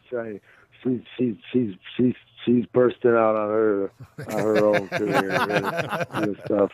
She's Ayla the Fox on Twitter. Okay. You know, 1X for her. 1X for her. Well, we already follow you, man. We're gonna go ahead and follow her next. Again, everybody go to Evolve 121 in Atlanta Friday, February 15th. Bell time's at 8:00 at the Kroc Center of Atlanta. Get your tickets on etix.com or call 1-800-514-3849. Adam Cole of the Undisputed Era versus Shane Strickland in the main event. And AR Fox and Ruff are going for those Evolve Tag Team Championships against the Street Profits Montez Ford and Angelo Dawkins. AR Fox, thank you so much for calling in, man. We really appreciate it. We hope to talk to you again soon when you become the Evolve Tag Team Champion. All right, man. See you, man. Thanks for having me. Thank you, sir. Bye. Again, ladies and gentlemen, that was AR Fox. You can find him on Twitter at ARealFox, AREALFOXX. And again, go to Club WWN, get yourselves one of those subscriptions, $9.99. If you can't be in Atlanta to watch the Street Profits, Montez Ford and Angelo Dawkins, lose to AR Fox and Ruff, so they become the new Evolve Tag Team Champions, you can definitely watch it on Club WWN, WWN Live. Again, thank you so much to AR Fox for calling in. Really appreciate that. It's a good interview. Sounds like a bad man. Yeah, I caught the tail end. Sounded great. Yep. It was, honestly, Z, I was telling him, remember when we went to the Evolve show and the guy that jumped over the corner that crashed into that's him. And I was like, dude, when you said we were having him on here, I knew exactly who he was. Yeah. He was one, when we were at the Evolve show, even though I wasn't there for the duration like you guys were, he was one of the talents that stood out to me while we were there. So, yeah, it was great. Whoa, what was that? I don't know, but we're all getting it. Yeah, it's an emergency alert to the extreme temperatures. Consumers ask everyone to lower their heat to 65 or less through Friday. Yeah, right. Suck my dick. It's negative 28 outside. I was thinking about leaving my truck running while I parked. Fuck that. It is so cold. I just came from work. It is so cold outside that you might as well. I was Victor Freeze. I would start to sweat, and before it could turn to sweat, it was just an icicle. And then I have this really bad habit where I lick my lips when I'm working. Like when I'm putting real thought into something, I lick my beard. Yeah, bad idea. When I got back in the truck, it was just frost. Idiot. Silly. You shouldn't do that again. It'll happen tomorrow. Why did I do this? I you know what's funny is I'll do it and I'll be doing it going, why the fuck am I doing that? This isn't gonna make it better. That's not gonna do anything good for me at all. So we were kind of talking about the NXT takeover. Daniel from Pro Wrestling Scorecards is calling in right now. It's such a good song. We took that overall, right? Yeah. It went away. I can't answer the phone call. They just want us to jam. I can't answer this phone call, Daniel. Daniel, hang up and call back. Oh, there it is. Daniel? Yep, what's up, man? Hey, man. No, dude, I could not find the button to answer the phone call. I was wondering what's taking so fucking long. You're obviously not listening. Whatever. So since Smitty's not here, how's it feel to lose twice? Oh, fuck off. So, man, but let's be honest. Ramon went off for you guys, man. He put 155 total. That beat. Yeah, he did great. Yeah, that beat 1, 2, 3 of us. Ramon himself would have beaten 3 of us. Only had to face me. That's why I lost. Son of a bitch. So let's talk about the scorecards, man. How are the downloads for it? I honestly don't know. The link tracking service you're using for it failed to report any data. So I have no fucking idea. I even posted the scorecards in a couple wrestling groups. I've been trying to get you more downloads this time too. I appreciate that. I will tell you that based on the interaction we had on social media and just the based on analytics of like Twitter, Facebook about the interactions on the actual posts themselves, like it looks really good. I gotta crunch the numbers, figure out what it is, but we did really well. We picked up a bunch of patrons, sold some shirts even. So I mean, all in all, it was a good weekend. Nice, man. You know, I was telling everyone, I told when I quoted that tweet, they only had 1,999 followers. I was like, we got to beat their ass to at least 2K. And Daniel's like, yeah, we got another 200 followers after that. And I was like, that's totally not for me, but I'm going to take all the fucking credit. you never know. So you were in Phoenix this whole weekend. Did anyone tell you to take your shirt off besides your wife? No. I didn't wear any AEW merch though. I just wore my Wrestling Scorecard stuff, do Bullet Club things, but no AEW shit. I mean, you guys did notice that it was like everybody in the front row, like everyone behind the front row. They probably didn't get fucked with. No, and I don't know if you guys noticed, they actually missed somebody on SmackDown. There's a guy with in the back on a Mysterio wearing the shirt. So I'm talking to Allie about it, and I'm telling her what's going on about how these people are being forced to take off their shirt because it says AEW on it and how stupid it is. And she sides with the WWE and goes, well, that seems fair because they're in competition with WWE. And I pause the TV while I'm watching Raw, and I go, Bullet Club shirt, New Japan shirt, and I'm just picking out the crowd. I go, those are all people that compete with WWE. It's just this one company that they seem to be picking on, and I could not change her mind for the life of me. I think it might be off. Just kidding. If you actually I'll be listening. honest. I'll be honest. I side with WWE a little bit on this one too, because it is their televised product. There is stipulations to buying tickets to be in their show. Like, they have a right to kick you out of there for any reason. So True. It is what it is, I feel like. I think people are wearing them in just to intentionally be disruptive, and well, yeah, you know what I mean? Well, like, that's the case. They deserve it. Well, yeah, ever since the first account, I'm assuming anybody that has one tries to sneak into a WWE show as like for like a personal goal or something.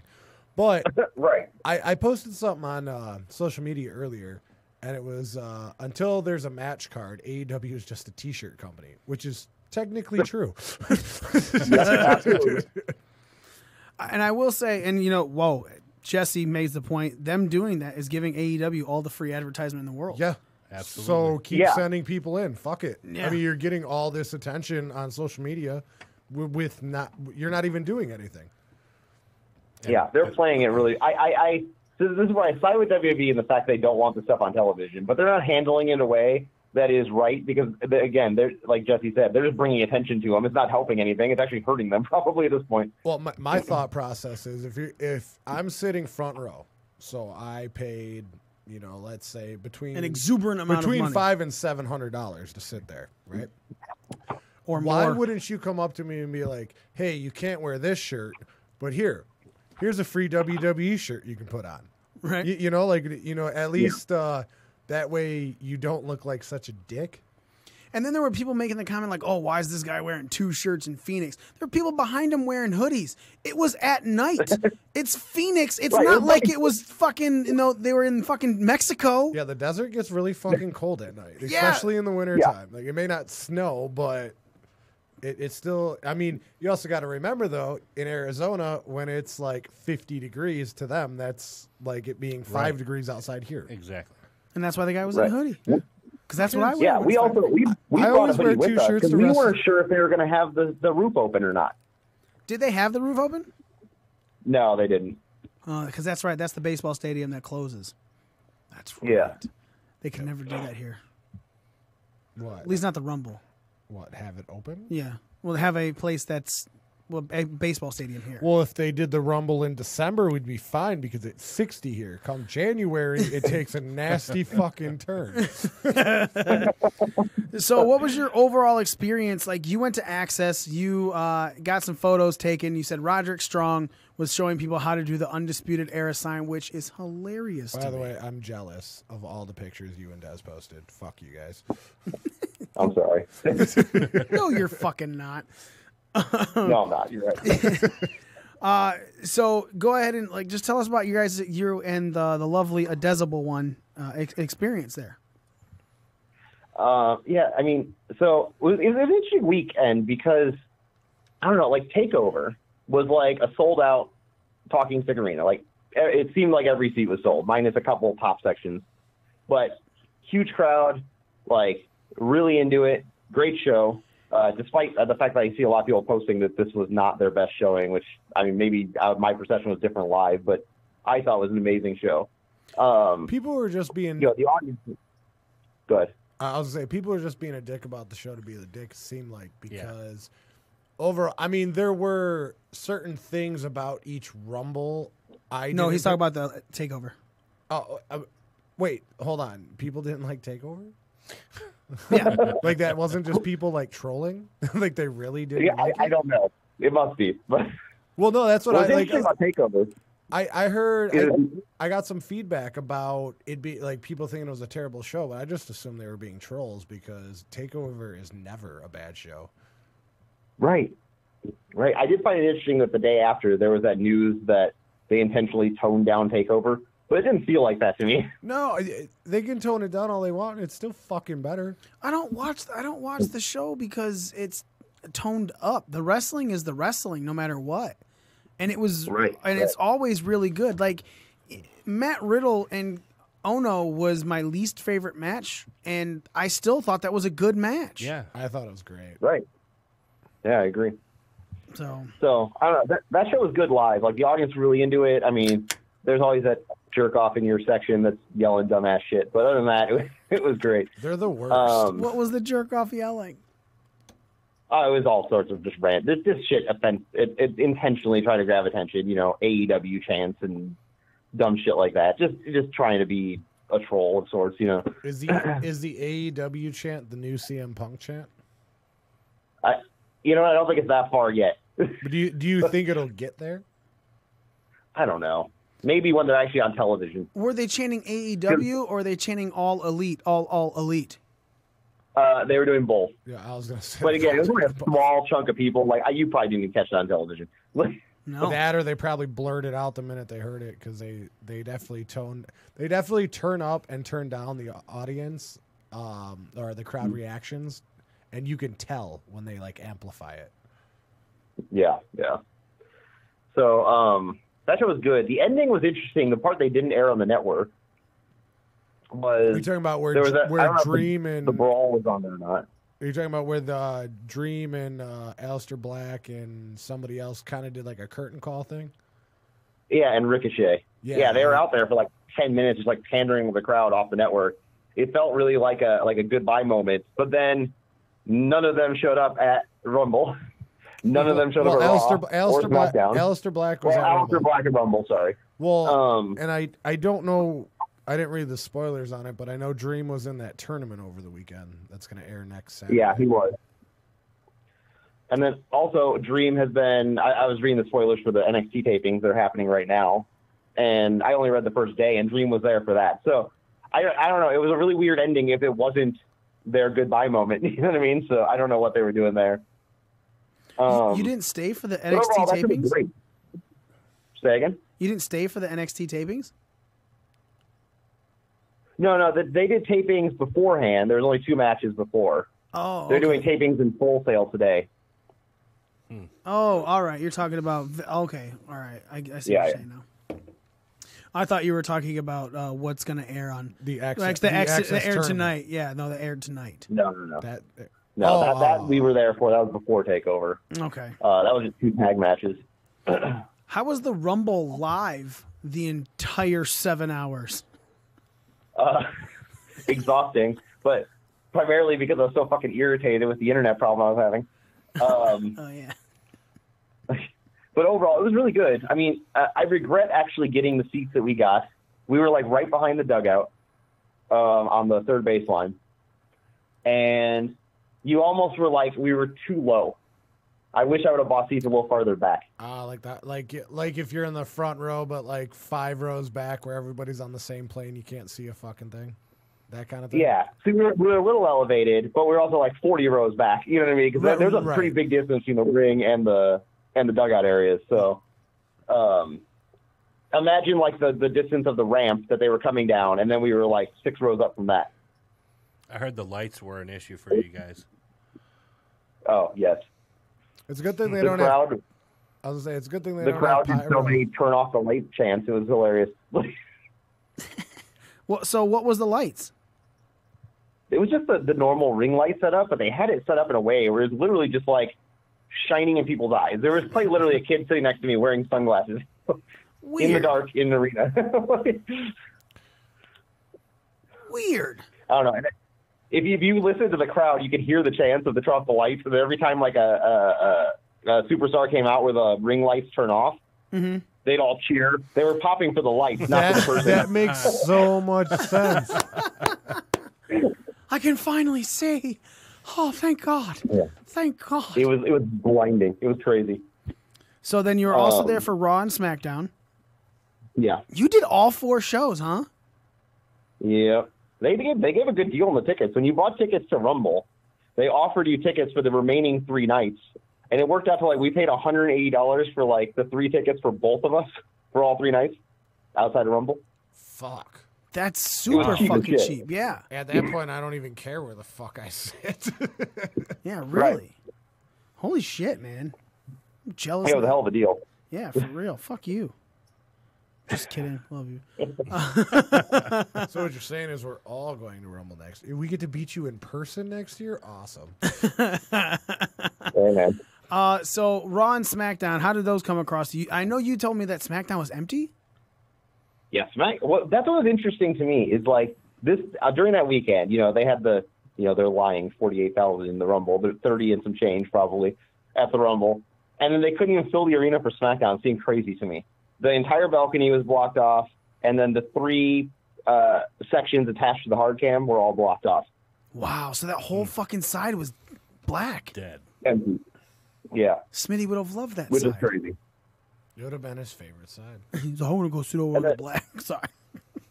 Here's what's interesting. Raw was the same way. It had the entire balcony blacked out. That makes So sense. not the hard cam side, but still for a Raw, that was pretty bad. For a Raw after a Big 4. Well, yeah, but still, like, Rumble saw, 48,000 people? You're not going to have that for Raw the next night. Because a lot of people travel to go to Rumble, so you're just going to get the local crowd come Monday. I don't know, man. If those ticket deals are what he said it was, fuck, I would have jumped on that too. Yeah, and they did travel packages too that offered all 4 nights. So if you don't mind me asking, all together between Rumble, the 3 shows, and travel package, without spending money and whatnot, what do you guys think you spent just to stay there for the weekend? you mean just for the shows or overall? Yeah, for the shows and the hotel, basically. That was like $1,500. That's not bad. bad. For 2 people? No, I think that's a piece. No, $1,500 for both, or $1,500 a piece? Yeah. No, for both of us. That's not bad. That's not bad at all. No. That's a great fucking deal. I mean, Allie, if you are listening, we drove in, so I mean that saved us a little bit of money. True, that is that. I agree. You did drive there because it's so close. Yeah. All right, so throw in an extra. So it costs us like $1,800, $300 for airfare. Yeah, especially if we do it early. Depending on how far you're going, yeah. But again, not bad. For 2 people? I mean, Mania's going to cost us a lot more, but. So is that our bucket list for next year to go to? You're going to be at Mania, huh? Yeah. Oh man. We're going to Mania and me and Mikey Supercard. went to Mania one time. Are you going to do the Raw and the SmackDown after Mania? No, the tickets. We went to look at SmackDown or not SmackDown. Sorry, Takeover tickets on resale because they sold out. Mm-hmm. They're outrageously expensive. So we're gonna do. We already got the tickets for Supercard. We're going to Mania, and then we're gonna do a bunch of WrestleCon shows. We're gonna try and make Blackcraft. Nice. And then what you're leaving out Monday morning, Monday afternoon? Yeah, by Monday morning. Oh, damn. I was saying. Those Mania tickets were fucking crazy expensive. I can't afford to do any more than that. Man, I got Sundays off. Could drive to New York right after work Saturday night. It's only 8 hours, depending where in New Do York. it, man. You can go to Joey Ryan's penis party. Do it. Really? That was the whole reason we were going. Yeah, this is fucking Mania. Fuck that. We're going to the penis party. Smitty wants a mold of it. Of course he does. Of course, we might be able to do that if we're going to be doing an event somewhere. But so overall, your experience in Phoenix, how was the town? I mean, I love Phoenix. We've been there a lot for pay-per-views. This is actually the second Rumble we've seen in Phoenix. Fuck you. Because we saw the one in 2012 where Punk dropped the belt to Rock and Cena won the Rumble. How did Des feel about that? She hated it. Also, if you pull up that pay-per-view on the network, you will also see me in the background almost get into a fight with a guy in the audience. Really? At what time? Yeah. About midway through the Rumble. I don't remember the exact time. The Rumble pay-per-view or the Rumble match? No, to the Rumble match. Oh. I know what I'm doing when I go home. Right? Fuck yeah, dude. I can't wait to see that. It's not that exciting. It's funny. Oh, my. And we're going to screenshot it. We're going to put it all over Twitter. Yeah, how do we edit that video? We probably can. Cause it's very blurry. You will not be able to identify me, but... Oh, whatever. I'm going to see it. It's fucking, we're going to get it. We're like, see this fucker fighting right here? This is fucking Pro Wrestling Scorecards founder, Daniel. Dun, dun, dun. Jesse says he watched it and he could not find you. That's all right. You can't find. I'll get the timestamp. You can't find a fucking score on a scorecard either, Jesse. So that's right. Yeah, motherfucker. Let's calm the fuck down. So we made mention that if you guys won this time, we were going to have the rubber match for Mania and Takeover, and they include the G1 Supercard in there as well because you guys are doing a scorecard for that, correct? Yep. You don't have to answer now. I'd still be willing to do that. Yeah, we're like the Austin to your Rock. Maybe this time you stand a chance. I need to start recruiting somebody to replace Jesse. You should start recruiting people to replace everybody but Ramon at this point. Yeah, I don't know, man. Mario's overall score was 116. Joe almost covered that with just his Rumble score of 109. I was saying, I almost covered it, and I had like a 106 or something. 103. Yeah. And you didn't even fill out all of your special appearances. Right? Yeah, Jesse was giving a shit. Like, you're giving a look like you didn't know this. I didn't. I thought I... No, there was 10. You only gave us 5. Oh, it was 10? And then I asked you... I didn't read it because it's normally 5. But I asked you in the chat for your other 5, and you were like, I asked. No, I didn't get an answer, so... I was like, what? When did you ask me for... I never got the message that you asked me for the other 5. I asked a question if I could switch my scorecard after we did it, because when I was scribbling that on that entrant thing, I was like, oh, I have so many different theories. I want to change like my final 4 and all that in the actual Rumble on the scorecard. And I wasn't scrolling through the 18 fucking... Wasn't that? It was like way early. It's funny because I asked him twice and I didn't get it. And I was gonna be so mad if we lost because of you. But you still scored a 103 without putting in 5 extras. God fucking damn it. I would like to point out you could be champ right now if you would have gotten 2 of those. That's what just 5 went through my head. Wouldn't have to give the fucking belt back. Not anyway, but... You fucking moron. Hold on. He's trying to scroll and find me asking that question. So I will gladly, we would rather love to go against you guys again, just because it's just so much fun, man. I mean, unless, of course, you guys find someone else that you want to do it with, put over another podcast. Obviously, you've done the last 2 with us. I got no beef with that whatsoever, even though this all started because you tried to give me shit about giving you fake shit. So...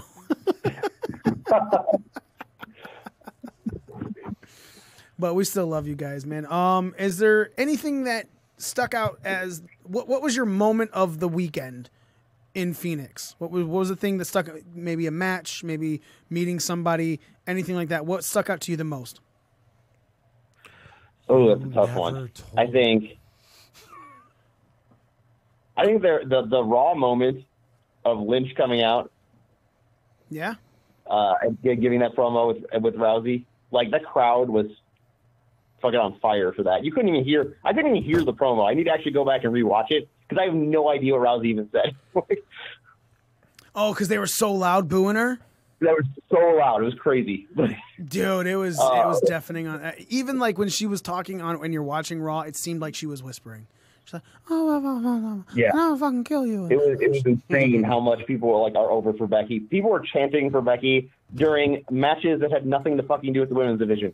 Like it was just, it's crazy how over she is right now. Oh, I agree. And that's why she's going to headline WrestleMania. Yeah, the pops that she got, just, I mean, for during her actual match, coming out for the Rumble, like, all that was just, it was crazy. Like, to see how they're reacting to her. I don't know. I don't even think it's represented well on television. So, I know everybody loves her, but it was crazy. I was going to say, I feel like they turn it down on television. Because you can, when she walks out, you can kind of hear the pop, but then it kind of, like, dulls itself out when you're watching it on TV.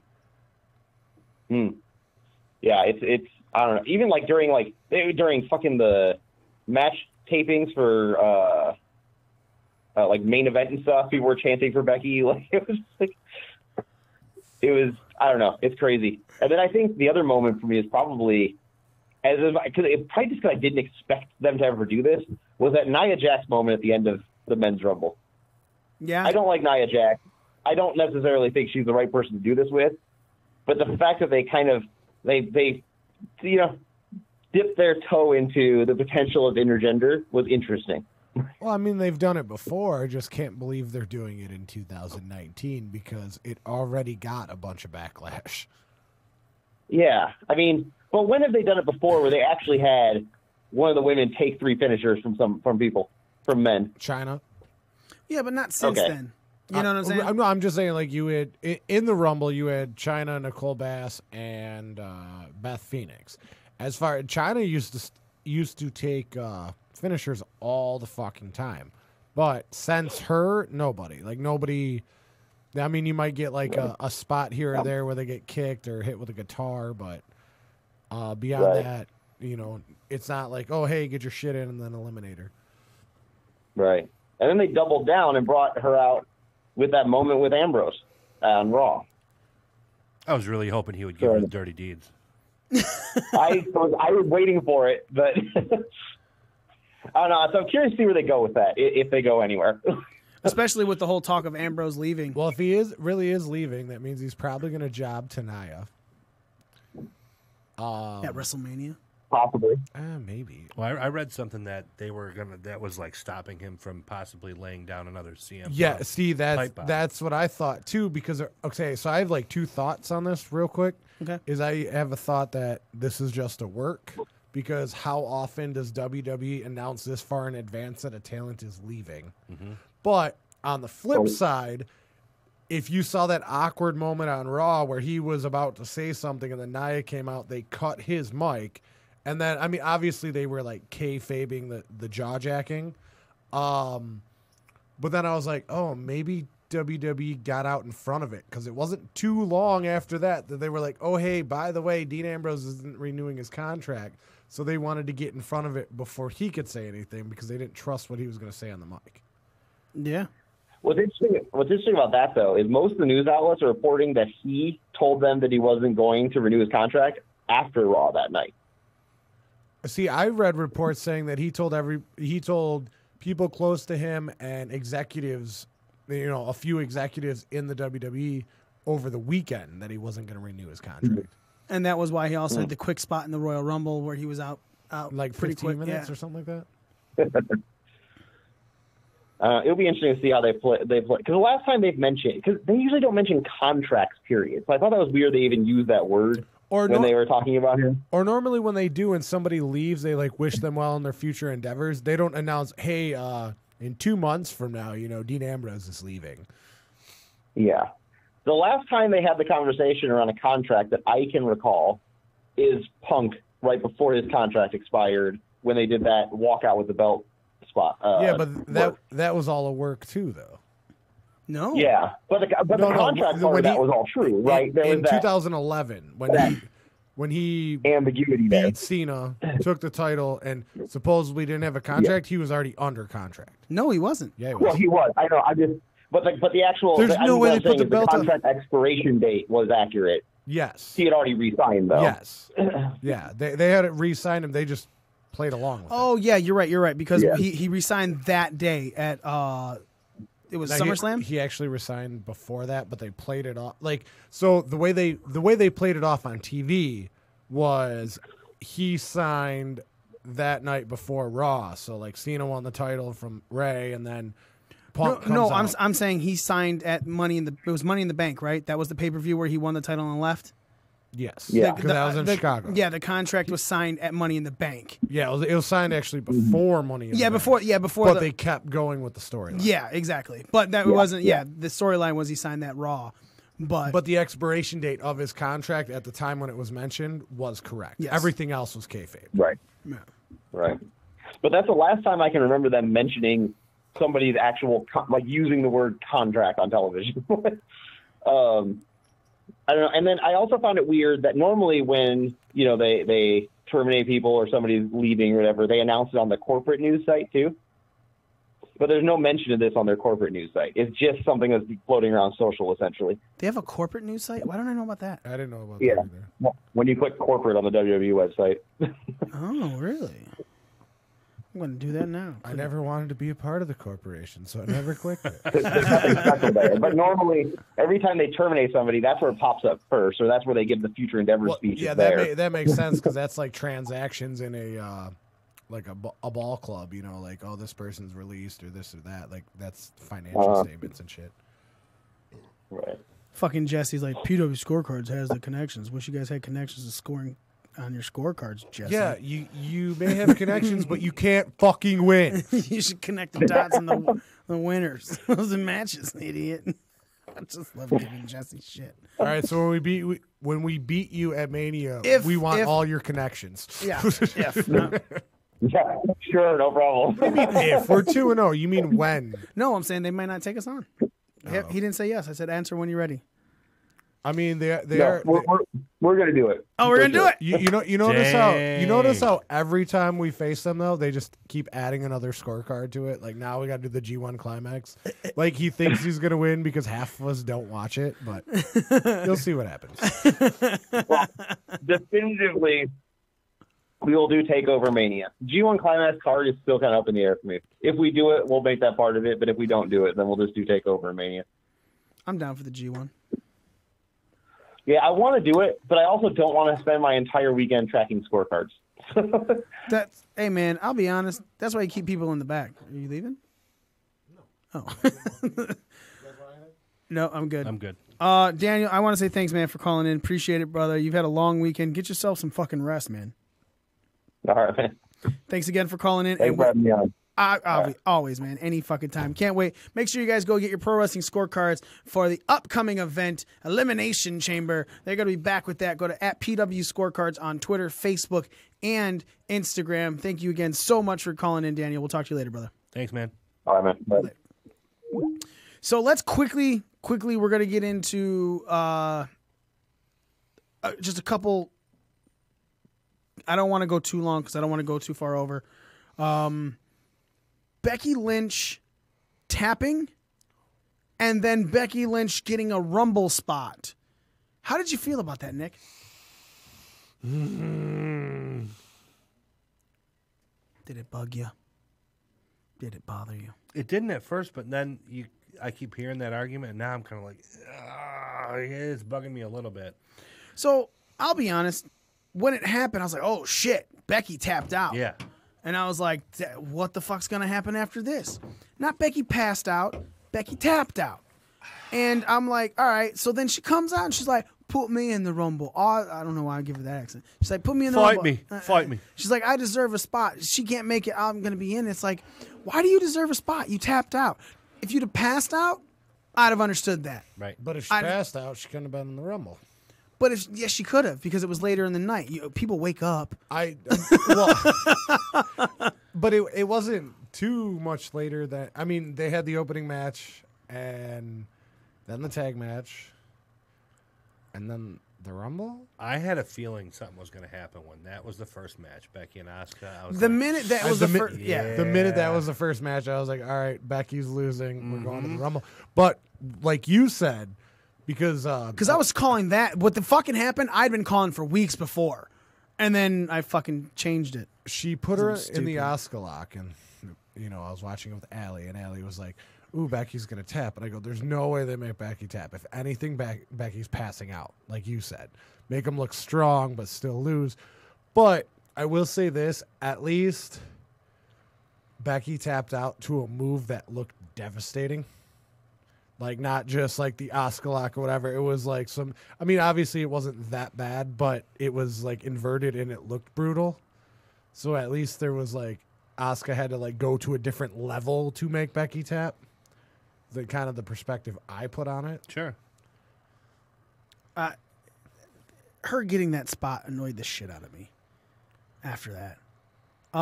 So Asuka and Becky went 17 minutes and 10 seconds, right? Then there were 2 matches in between that. Miz and Shane, 13 minutes and 20 seconds. 14 minutes for Ronda Rousey and Sasha Banks. And then the Rumble, right? The Women's Royal Rumble went an hour and 12 minutes. But remember, it wasn't until after the 30th person went out that Becky went out there. So this is 45 minutes. So we're talking an hour and 15 minutes later. She totally could have passed out and then went out. Or have that shit backstage. Lana not being able to come out. Like, number 29 hits and you don't see, and it's Lana's music. Do you know how fucking excited I was to see Lana actually try and come out? Even though, like, I realized very quickly that what they were doing. But, so, I have Liv Morgan on my sheet. She comes in, literally gets tossed out in 2 seconds. And I was like, God fucking damn it. Because I scribbled her out, put Lana. Liv gets eliminated fucking not even 30 seconds into the match. And Lana gets injured in the fucking pre-show and might not be in the Rumble. I was so mad. Then Lana's fucking music hits and I was like, sweet. She's going to hobble on down. The minute she gets in the ring, she's going to get eliminated. Then when that didn't happen, I was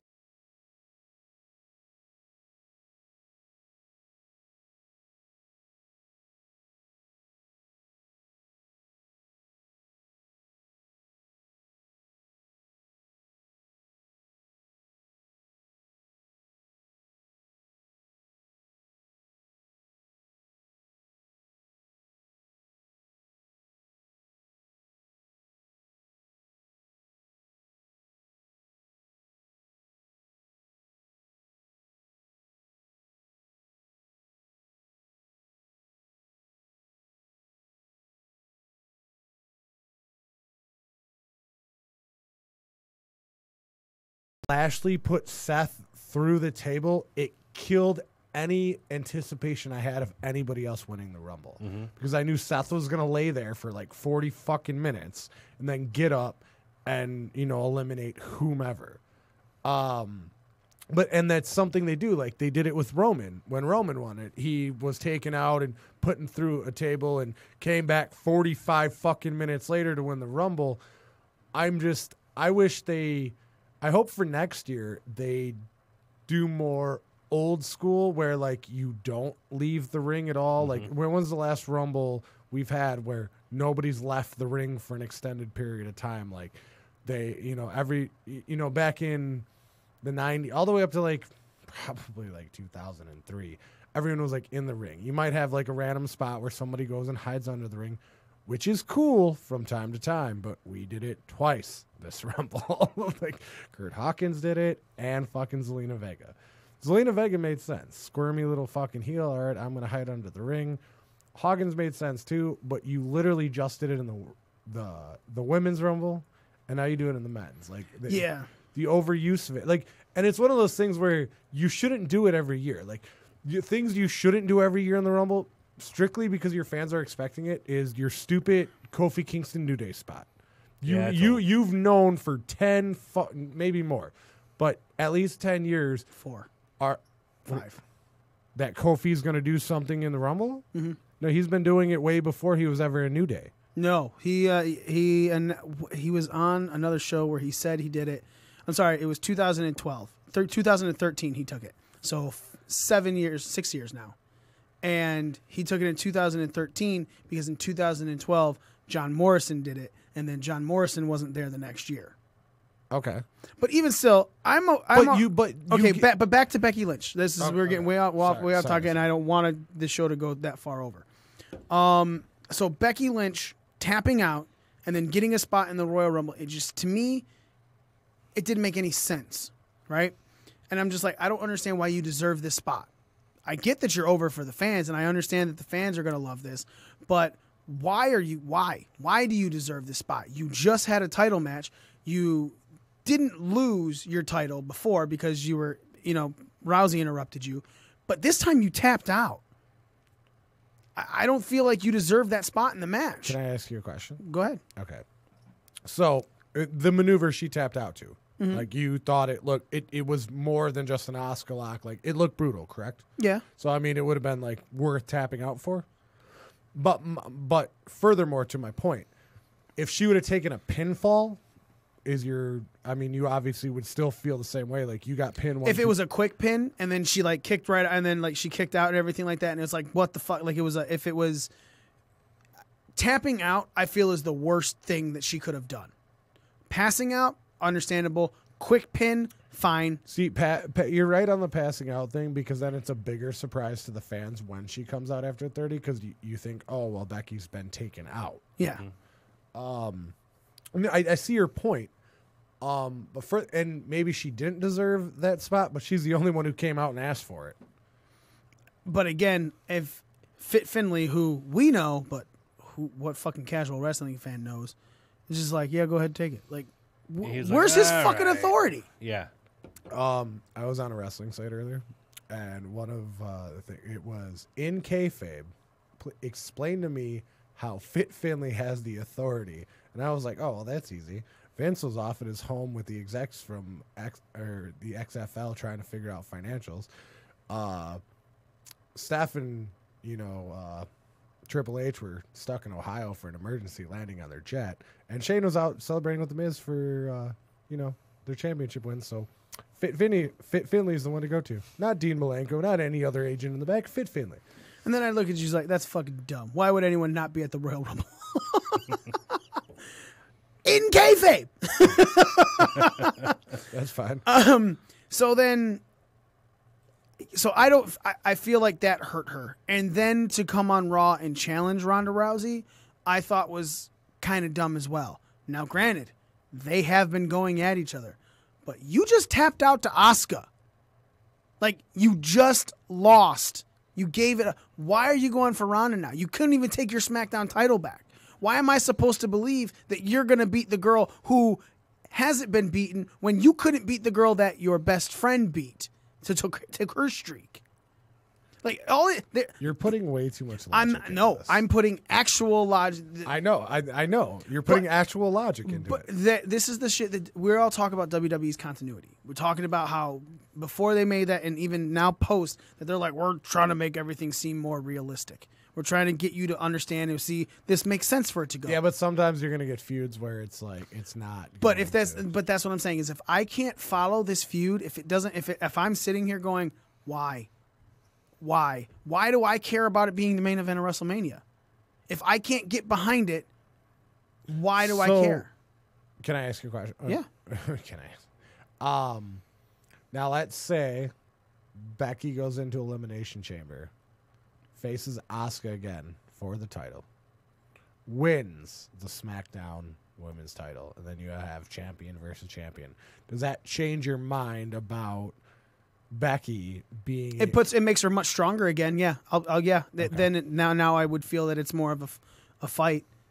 Yeah, and then Charlotte somehow get, well, you have a title, you shouldn't be facing.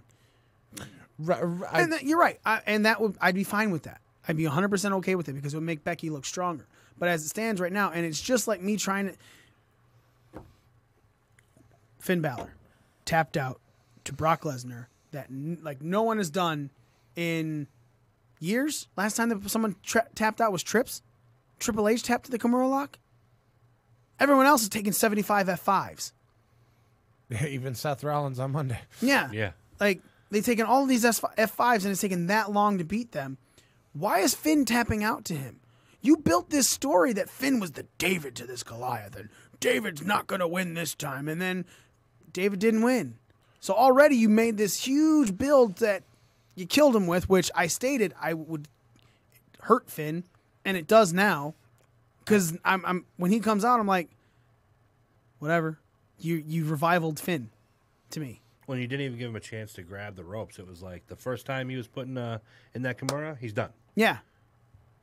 He didn't fight out of it. Finn didn't look strong in that match to me. He had some great moves. But Finn did not come out of that match looking like everyone's all like, "Oh, they told a great story." And okay, whatever. I'm on that bandwagon. I think they did tell a good story. But how does Finn look strong? Out of desperate. Finn looks strong strictly because it doesn't matter that Finn tapped out to me. And, like however you want to look at it, Lesnar outweighed him by what 101 pounds. So out of desperation, like the story they told, the Kimura was only put in place because Brock was desperate. That was like the only way Brock was going to win that match, because that night, because of that abdominal injury, Finn had his number and he threw him in it. And it's not like Finn tapped the second it was put on him, but to Nick's point, yeah, I think you could have done a rope break and then you have Brock like drag him back to the middle and then have him tap. I think that would have made Finn look stronger, but he lasted for a little bit. And we've seen it was an 8-minute match. Okay, and for 7 minutes and 30 seconds, Finn owned that match. He did beat his ass pretty good. Finn did. And they did a great like the storytelling in that match was fucking great. Up until maybe the Kimura lock. But at the same time, it was out of desperation, and Finn still took Brock to his limits. Well, and I didn't like the fact that the minute that cameraman stood up on that apron when Finn was in there, I'm like, it's over. He got into position to get that shot that ended the match. The minute that cameraman got up there, I'm like, fuck it. That's it. It took me out of it right there. I was almost thinking that, okay, Finn taps, but now Brock has this really bad abdominal injury, so he has to forfeit the title. So you go into Elimination Chamber for the title. Up off of that. Did you see like the marks on his actual abdomen? Because the first shot was obviously like kayfabe. The second time he ran into it, I think he did it wrong because he looked like he was in pain. Yeah. I agree. I don't know, man. It's... I'm currently, my thought process right now with Finn Balor is he's revivaled. I will never believe Finn's going to win anything. Ever. Well, good. You think he'll take then when the he IC does, title? it'll be a surprise. IC title? I think he's taking the IC title. I think that's his consolation prize for having the job. There that is again. Well, no. What are you talking about? The R-Truth thing? Yeah. And the Becky thing you tapped I love that R-Truth thing. See, I'm not, and again, I'm all right with, Joe made that point. He goes, here's the consolation prizes for everything. And I'm more of I don't understand why Becky went into the Rumble. I get Truth getting a U.S. title match. That makes sense to me. Yeah. You know what I'm saying? Like, I'm all right with, and I'm all right with him taking it, and I'm all right with him beating Rusev.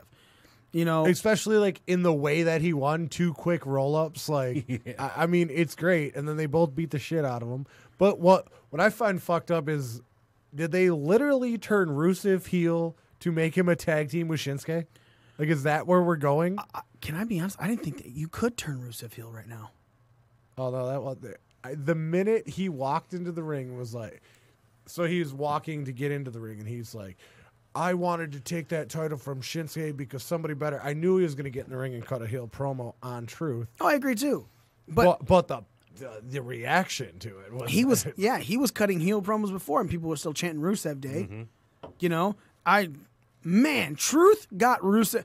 Truth did to Rusev Day what Cancer did to Roman. And Just the opposite. And that's why he deserves that title. Yeah, I'm not arguing that at all. Truth deserves the United States Championship. He deserves more than like a Zack Ryder-esque run with it, too. Where he loses the next day to The Miz. Yeah, exactly. Eric Rowan coming out. How do you feel about that, Nick? Captain Daniel, he's our hero. First of all, recyclable Rowan?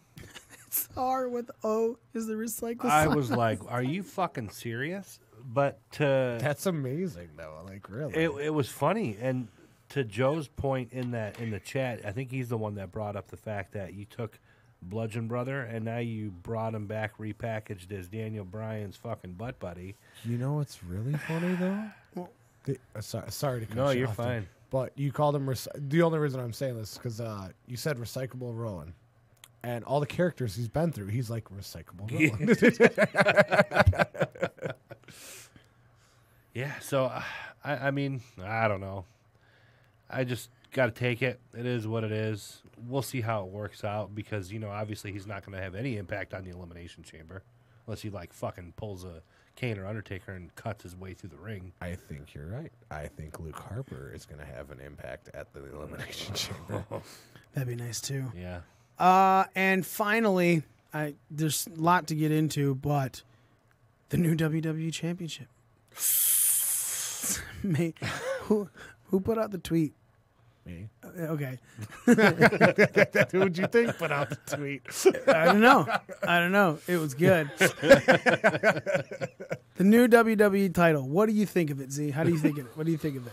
All right, so at first, so I did not watch SmackDown as it was happening, and I was out last night, and I saw this picture of Daniel Bryan with this belt, and I thought it was Photoshopped. So I go home, and I watch SmackDown, and I watch the end of it, I was at a bar, and I saw the photo, and I flipped on Hulu, and I realized when he's holding the title that that the title is actually a real thing. At first I was kind of thrown off, but actually looking at it, I kind of really like it. Right? My problem is if it's made out of natural resources and Daniel Bryan's new stick is like fuck corporations and shit, I should be able to get like the replica on WWE.com for like $1. That's what I was saying. I was saying it's going to be the cheapest fucking replica you can buy, and I would buy the fuck out of it. Yeah. Fuck yeah. Yeah, I'd wear that thing everywhere. Guess what we're wearing at my wedding, guys? I would hemp titles. fucking love that shit. If you get bored, light it on fire. And the day is so much better. Tolly, what are you doing? Smoking the WWE Championship. Nick, what do you think of it? You like it? I didn't at first glance, but then I was like, yeah, I can get on board with that.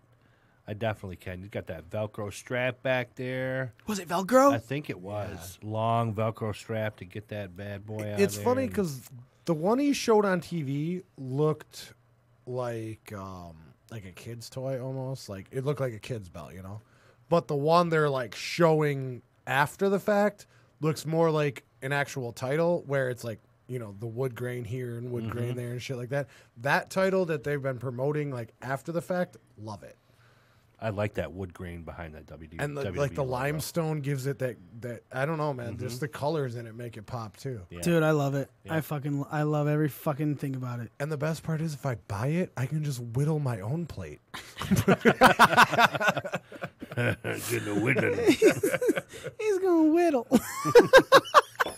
Whittling me a belt. Look at his whittle belt.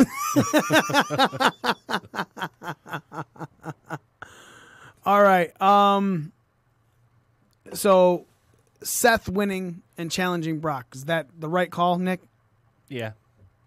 I mean, mind you, him and Daniel Bryan would be a great match. Mm-hmm. Somebody's got to beat Brock. They've just got to. I think Seth's definitely the man to do it. There's really no other way at this point. You're not going to have Finn do it. Seth's more over than anybody else, with the exception of maybe a couple other people, obviously. But yeah, it's the right call. I think it'll be a good feud leading up to Mania for sure. Z, I think it's the right call. I mean, I definitely saw it coming. But I don't know. Seth has had like from Mania to Mania. I mean, Mania to Elimination Chamber or whatever. He's had a fantastic year from the clinics he's put on Raw. You know, there's everything he's done. And when the last time he was champ, when he was heel, I think he had a good run. Like he's good in the ring. He's good. A little cheesy on the mic from time to time because he's a face, but that'll happen. But he's got everything else, and like Nick was saying, if you're not gonna have Finn do it, if you're not gonna have Daniel or AJ or anybody else do it, fuck it.